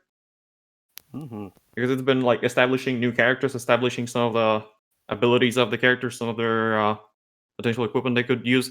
This Chekhov's gun with like all this stuff appearing, and obviously it's like implied that it's gonna be used at some point. Like the gun was used a couple of times already, like it's being repeatedly tested and all that. So yeah, I'm gonna keep a close eye on the whole shebang. That's what I'm saying here. All right, moving on. Merciless, what was your opinion on the episode 6? Unlike Erdogan, who has a bit more context for the thing, I only just watched episode 6, and I think I may have watched one of the episodes before. I just don't know which one it was, but it's a really cool thing going on here. I really like the voice acting and just the general inflictions you can kind of see on the characters too. It's pretty cool. It's like it's a nice little like video to have watched. But it's got some like really awesome slow motion moments, and like slow motion is just deceptively hard to animate for like no reason. Like you think, it'll be easy to animate slow motion, but no. I've tried it myself. I got AIDS. And this guy, Sohald over here, was kicking its ass.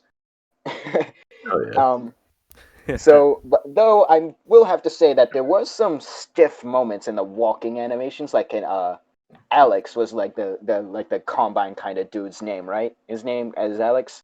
Sometimes his walks are kind of like slow or stiff or kind of slidey, but for the most part, you know what you're doing, man. You got to keep that shit up. Bye. Thanks.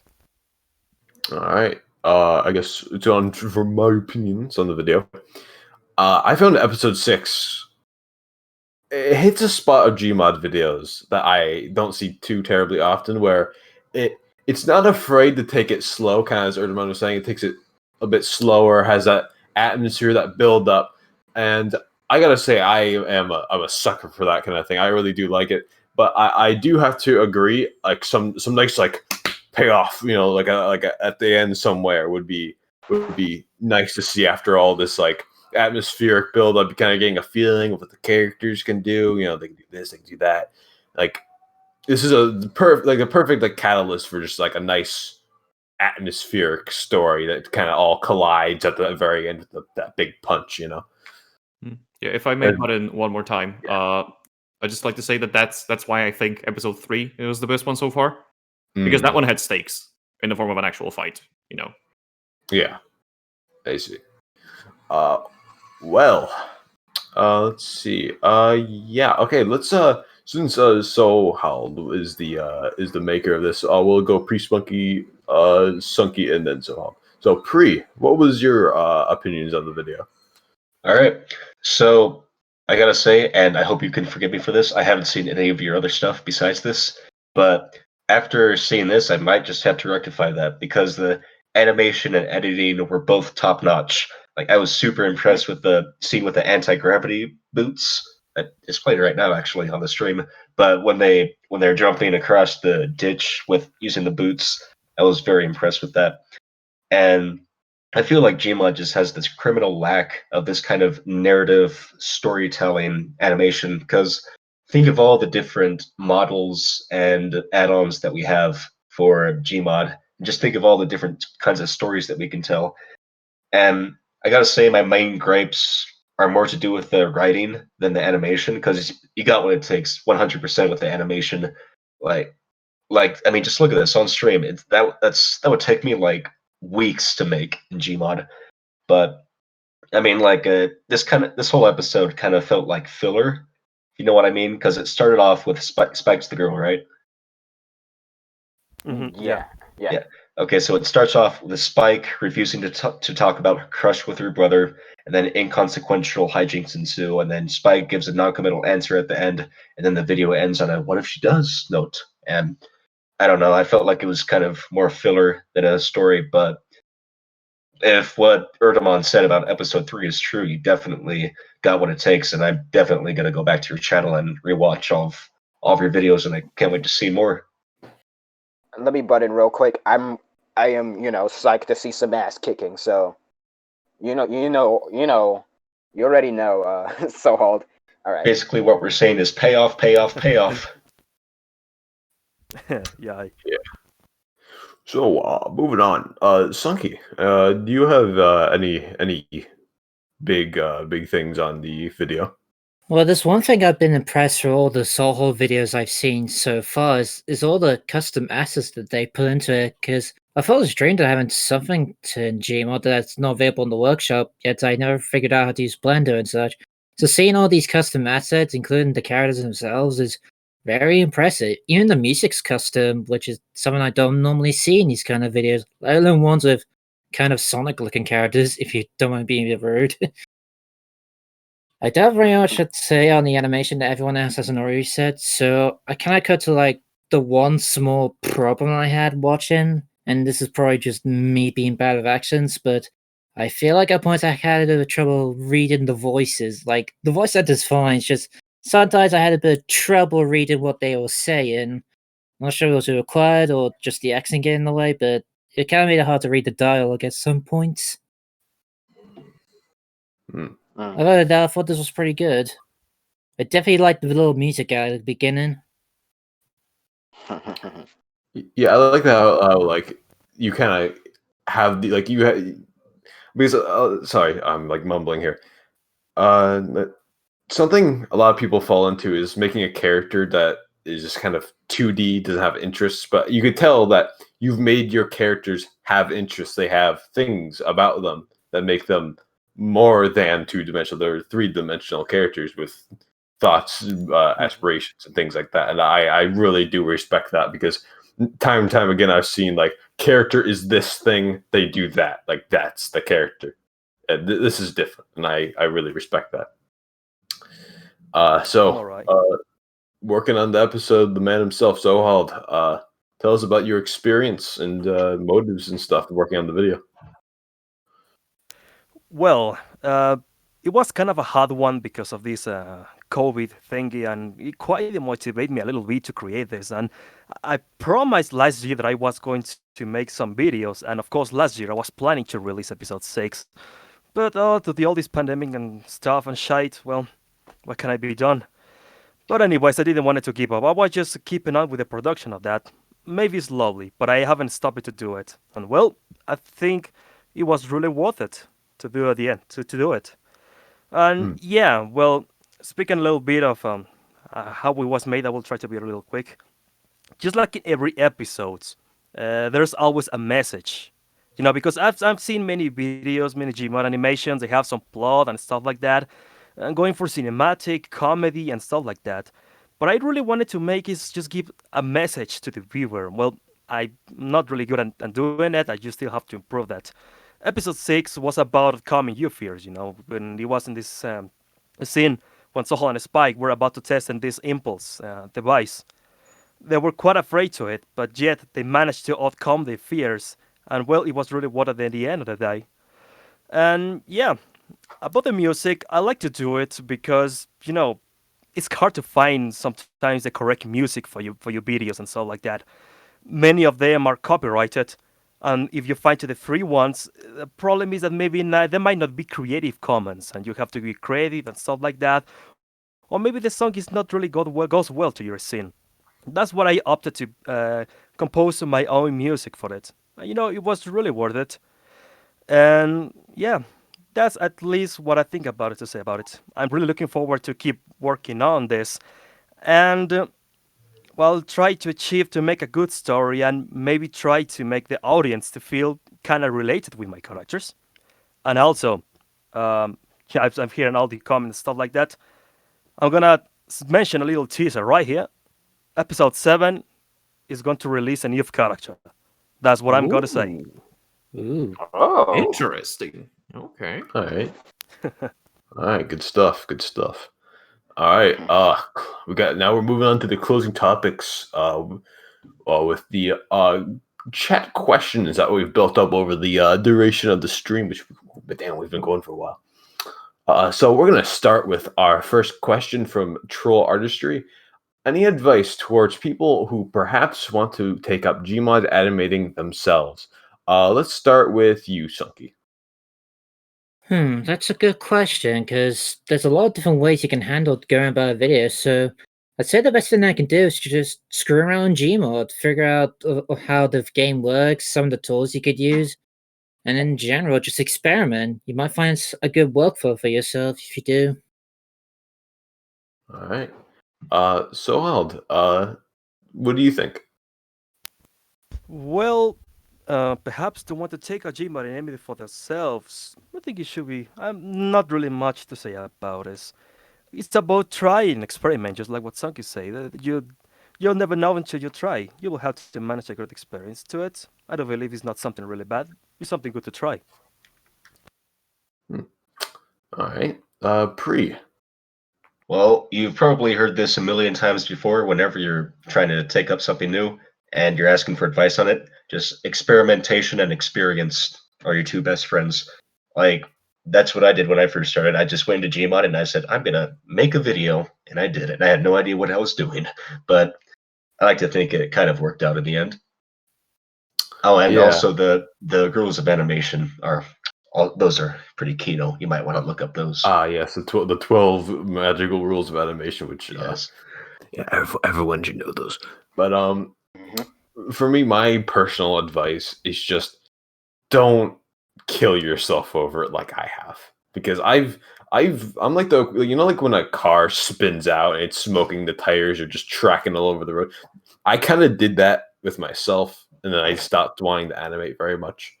And my advice is just take it easy, make it the way you want it. Don't be a stickler. Don't overthink it. It's a Gmod video. It's just enjoy your experience. If you're not having fun animating it, nobody's going to have fun watching it. Exactly. And moving on, Merciless. Anything to add? What I would say definitely about animation and everything. One thing it's just like it's kind of like drawing or any other art form. Practice makes progress. You don't get freaking perfect ever. That just doesn't happen. But however, practice in fact makes progress, and when you just got to do a lot of testing the waters and this that the other. And one thing's for sure, start small.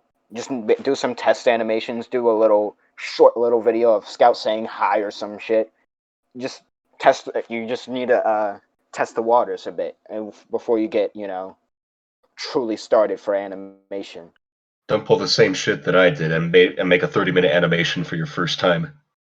Oh yeah. Yeah, instant death. You will contract AIDS if you try some shit like that. I'm still suffering the consequences. Speaking of instant death, Erdemon, anything bad? If I were to add something to this, I would definitely say if you have ideas for videos, write them down. The instant you think of something, write it down, or at least keep a mental note of something. If you think that it's something that you could work with, you could make look fun, and you're going to have fun doing, then there's no reason why you shouldn't do it. Simple as that. Yep, talk to him. That's one of the biggest things. You gotta have fun. If you're not having fun, why bother? Yeah. If it's not fun, why bother? As Reggie said that one time. Yeah. So, moving on to the next funny question. Let's start from the top down again. This one is from Vigar, our very favorite man. Was working on the collab fun, frustrating, or a healthy mixture of both? Erdemon? Huh. By the collab, we mean the Run fighting Robot one. collab. Yeah, because Yeah. I'm still like recovering after the GPod intro because like it was like one collab after the other for me. So I see. anyway, yep. In any case, it was kind of a mixture of both because when I knew what I was doing, when I knew how I'm gonna lead the scene, so to speak, I had a lot of fun just coming up with the ways that Scorpion could beat me up and how I could return a punch. But like when I was just stuck on something, like the flip took me so long to figure out how I was gonna do it. Like I went through 3 different variations of just Erdemon picking up Scorpion and flipping him over, and just every single time it looked bad. Yeah. The test phases, I just didn't know how to make it look good, so to speak. And then Yeah.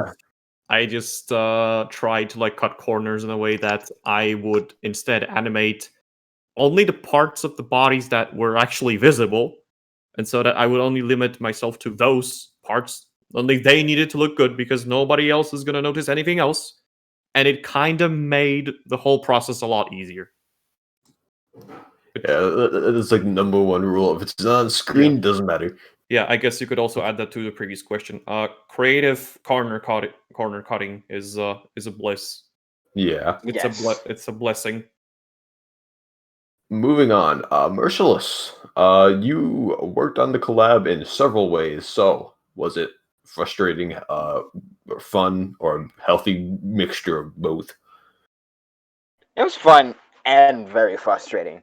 My entry itself was it started off fun, but then a little bit of life got in the way, so I had to crunch hard as hell, which was why the near end of it just looked like dog shit.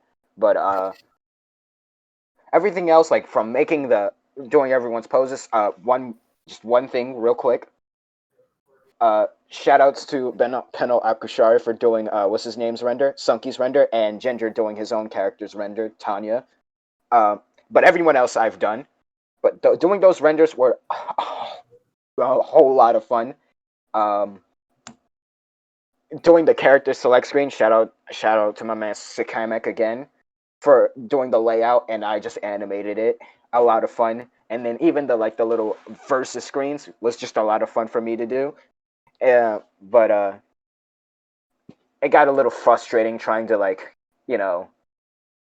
just when life got in the way, such as the internet cutting out, and just I have to upload the entry and this, that, the other. But all in all, I had fun, and I wanted everyone else to have fun. So hell yeah. It's if you didn't, I understand. I suppose it's my turn to go, and for me, the whole thing overall, I'd say was quite fun for me. Until there was this one specific area about 3/4 through of the animation I was working on, where it's kind of like Erdemon. So I could not get it right. I had 10 versions of the same animation that I could not work, and I ended up using something I'm still not even proud of, which is when Abo Scout is looking around like everything's all right.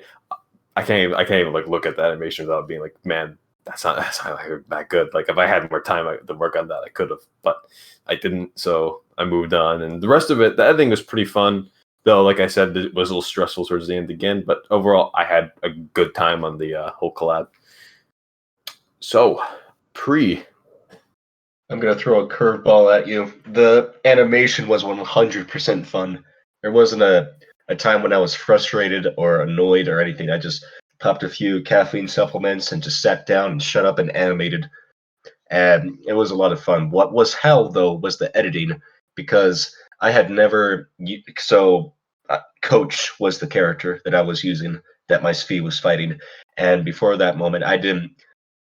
Despite what you would know by the intro animation, I don't play a lot of Left 4 Dead 2.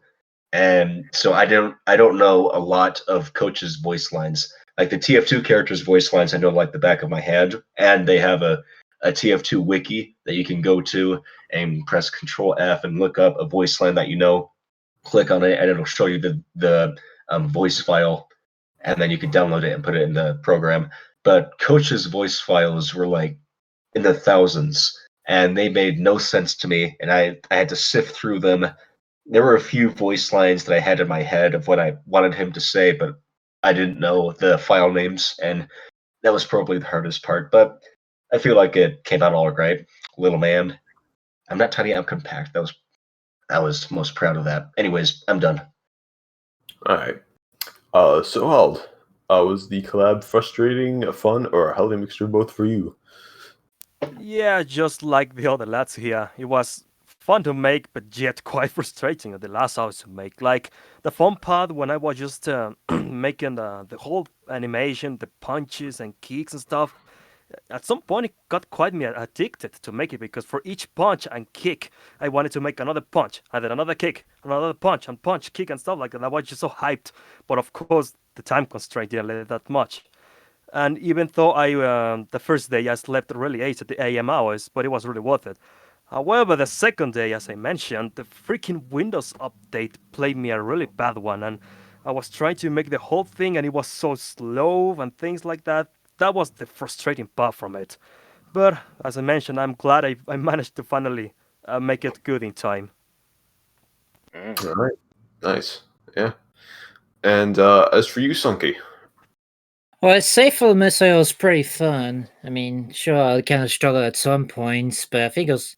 But I think once I got a good groove going, I was able to do that until I just got burned out and be like, I want to play video games. So I just thought, okay, you know what? Plug convenience wall. Let's use that. So and then I win. Yeah, that's a big vibe. It's like you're working on something. It's like, that Team Fortress 2 ain't looking too bad right now. But moving on. We got speed things all almost 2 hours. Holy shit. So next question from Sack. Did having to animate under pressure for the collab force you to develop any new animation techniques to quicken workflow? Let's start with you, Sunky. Not really. The most I had to figure out new on the spot was figuring out how One Piece handles some of the most simplistic animation, yet still had the same impact, despite the. Hmm. Yeah. Mhm. All right. I love One Piece, by the way. All right. Sohald, any new developments because of the collab? Honestly, new techniques, not really. In fact, it was more like going to the past, like returning to make those like 2 frame animations or making those pull camera movements and stuff, or making some T poses, or not even animated the character with a really exaggerated movement, just like maybe kind of a T pose, stuff like that. So yeah, I think I use more like old techniques instead of new ones. Guess this kind of thing, because my avatar is based on classic Sonic. All right. Any new techniques developed? I hate myself so much right now. I had what I was going to say in my mind, and I just completely forgot it. Um, I can move on to someone else. Come back to you. Yeah, go ahead. All right. I guess I'd be the next in line then. Let me just give you a short answer. No. So moving on.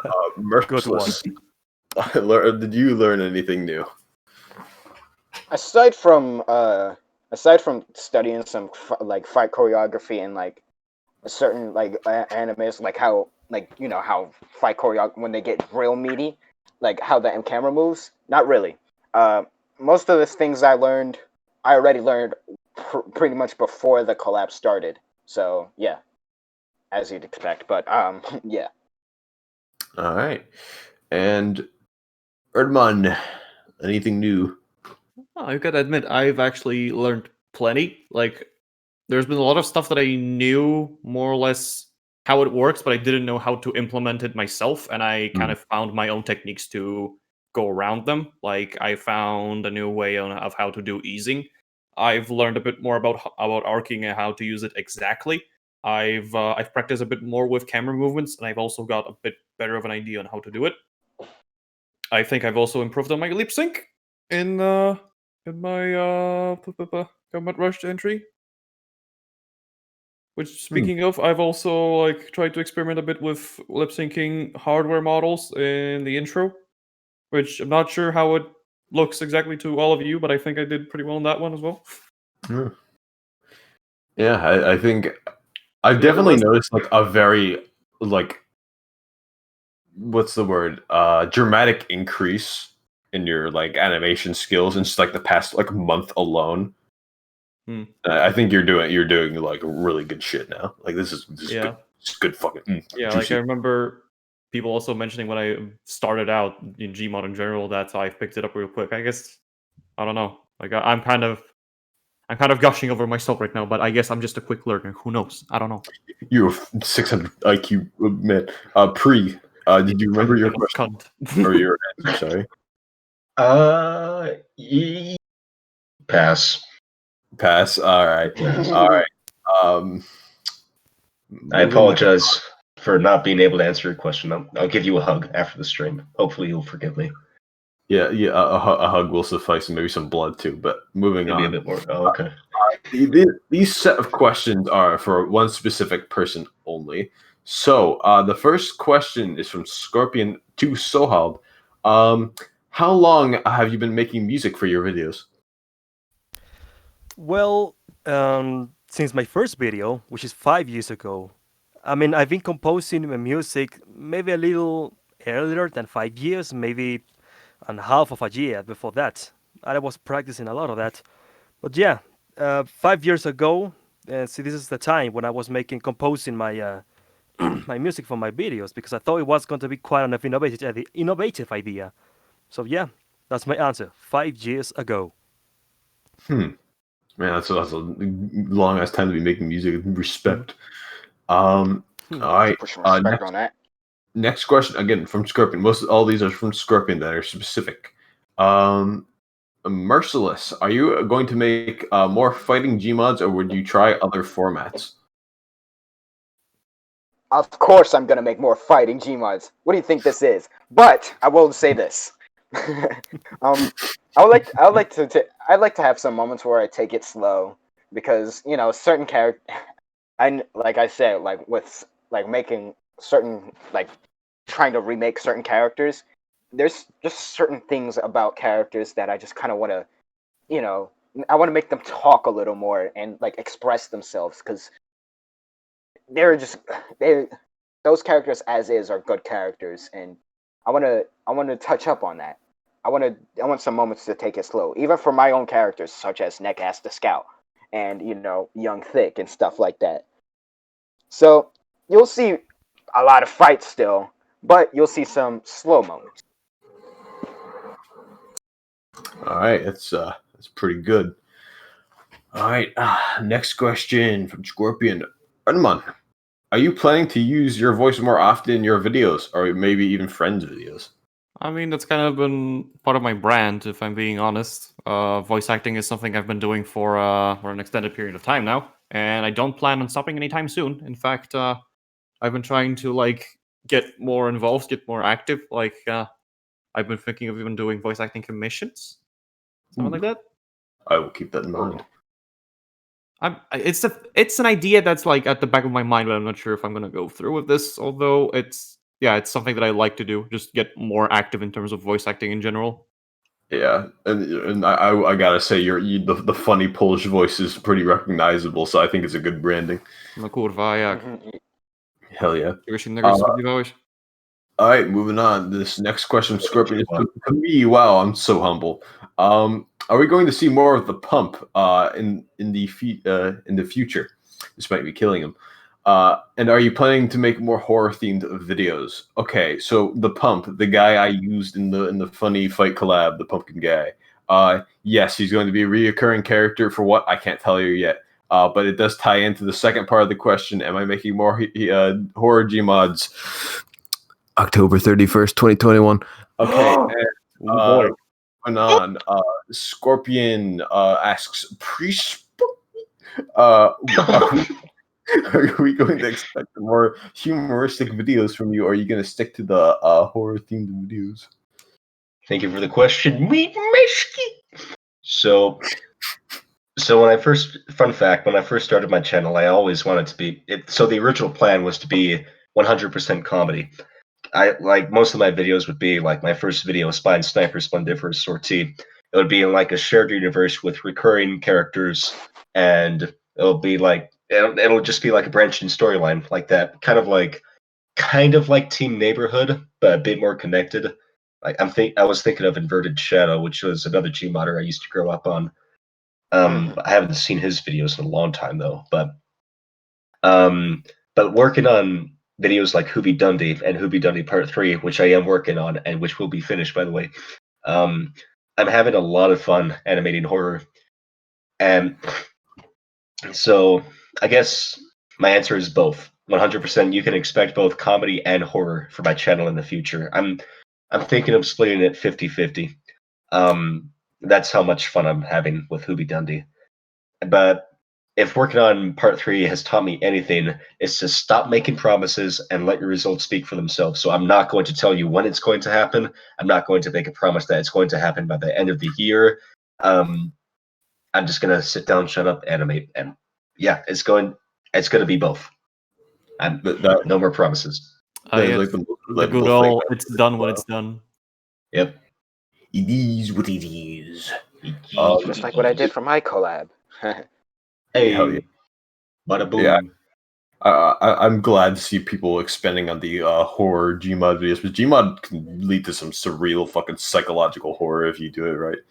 But moving on, another one from Scorpion to Sunky.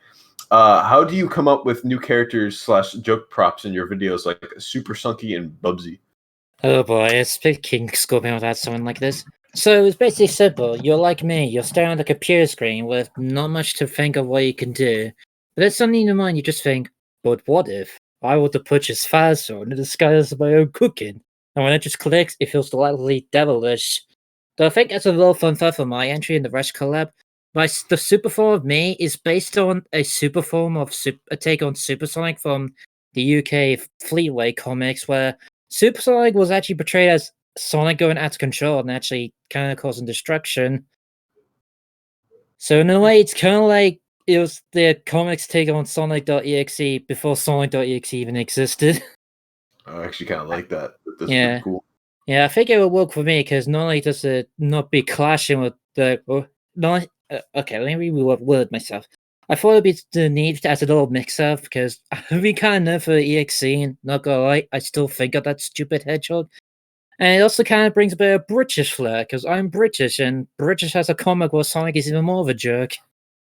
I see. All right. Well, moving on to the next question. Let's see. This one's from Snai. Do you? The message boot. Do you think there is a degree of pressure and stress that can be detrimental versus a healthy and helpful for motivation? Where do you draw that line? So, like the degrees of pressure and stress. So, let's start with you, Herman. I can definitely see the positives in getting that kick of adrenaline as a result of stress, because you get a bit more proactive, you get more active in general. You have that sort of a drive to keep going and get something done because of potential threat, or at least something that your brain might recognize as a threat. But like I mentioned it earlier, staying in that mindset for an extended period of time is a really bad idea. So I would usually say, like, the way I kind of got back into the swing of things was that I basically just, for the lack of a better word, forced myself to work on the Mecha NG video. And after that, it was more or less smooth sailing, I could say. Yeah. Alright. Like, it was still a bit rough around the edges in the Combat Rush collab, but when it came to GPod intro, I think I can safely say that, yeah, I can move past the stress and adrenaline kick mindset. All right. I can just move as usual. All right. Moving on. Merciless. What I think about that is like you definitely need that kick in the ass to get you going, which kind of seemed to be what happened a lot in this collab. Like a lot of people saw the little time limit and was like, so let me get straight to it. And I also noticed that the time was consecutive, so they knew they had to get straight to it. But there is a line to be drawn, and I personally don't know where that line is, because I have a tendency to work hard. Like if it's my passion, I'm going to work hard on something until like I am satisfied with it. But I think I may have found a limit here where with this collab, since I was working hard on one of my own videos, and then I started this collab, and this collab took a lot out of me, with a mixture of a lot of other problems. Yeah, so I found my limit. I might not find it again. Yeah. Oh, all right. I suppose I'm next in line. Pressure and stress are a big oof for me, because like if I have this like weird overwhelming sense of like pressure, even though nobody knows I'm working on redacted video over here.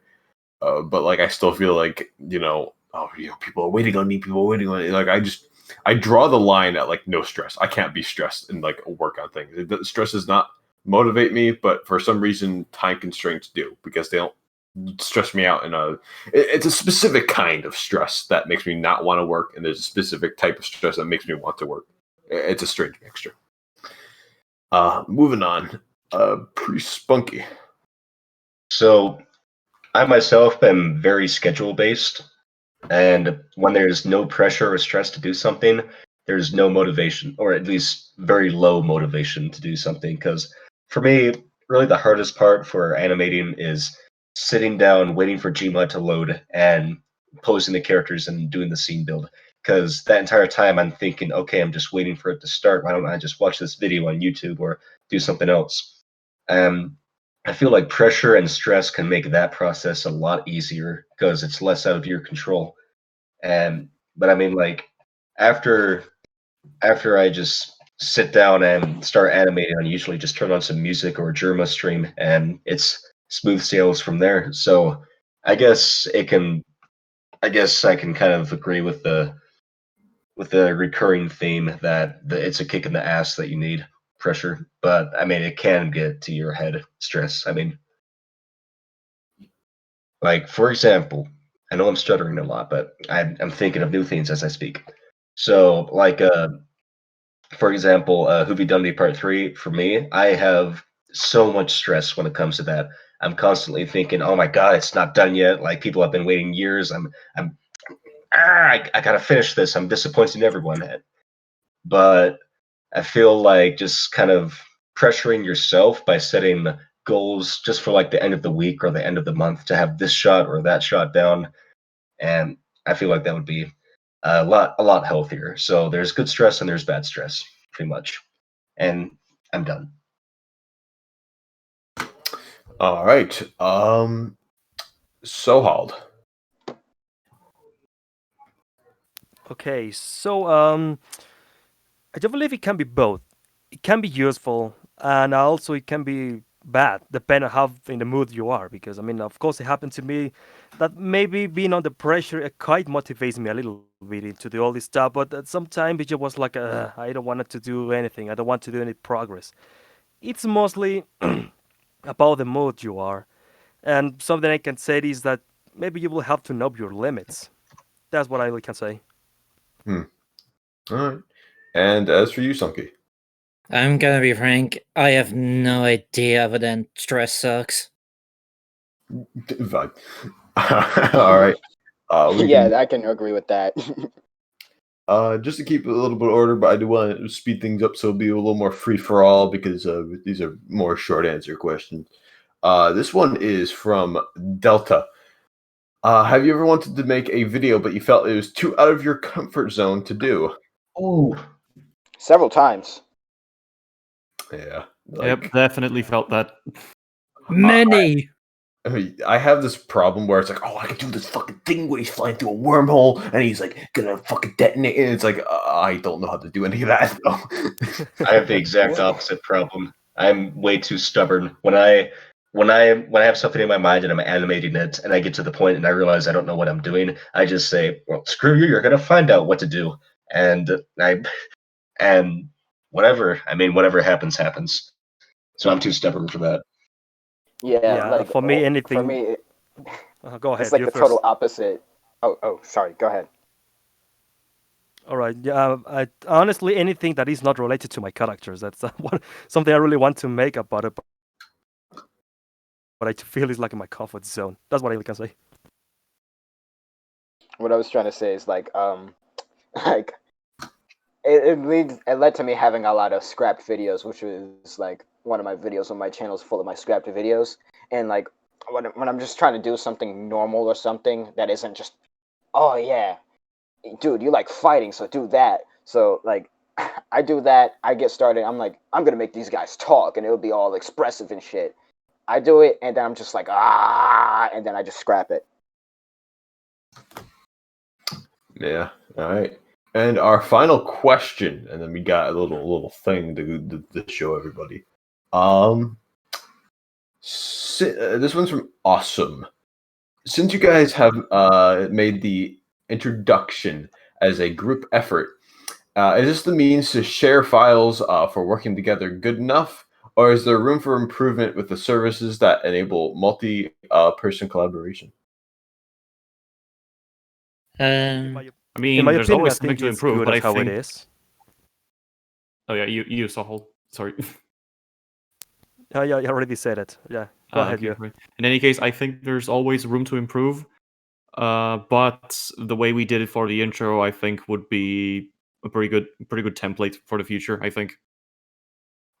Yeah. I mean, because did have a lot of stuff figured out already. Like we had the shot list with everything detailed, how long each shot would have to be, what would be within the shot, what is its subject, it's the camera angle that's would be within the shot, and then like the status field where like we would mark down who's doing the shot and if it's completed or not.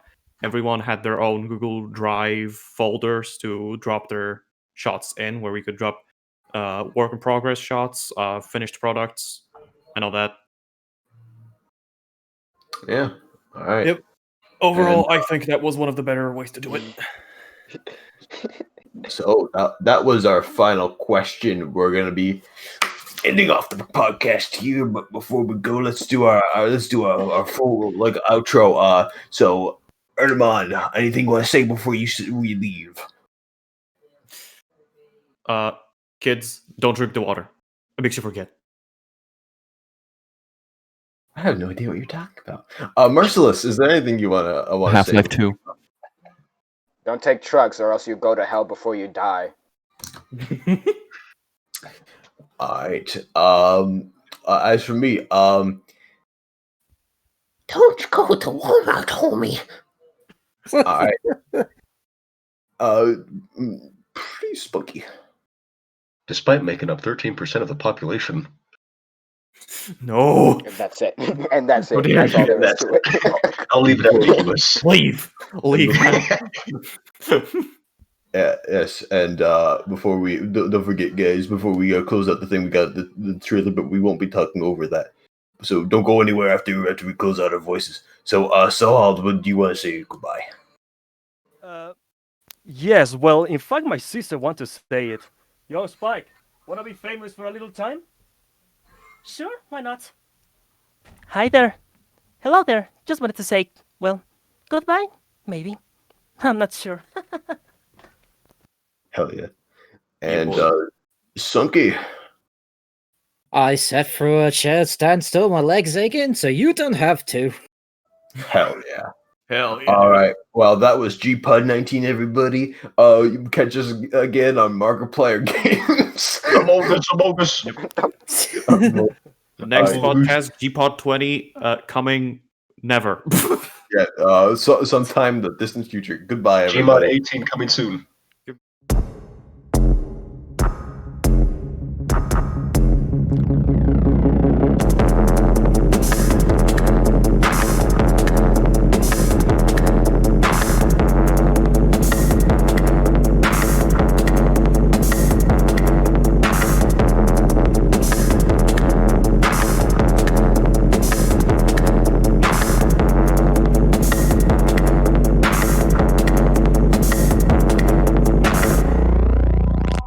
Oh, hell yeah. You kids ready to rock?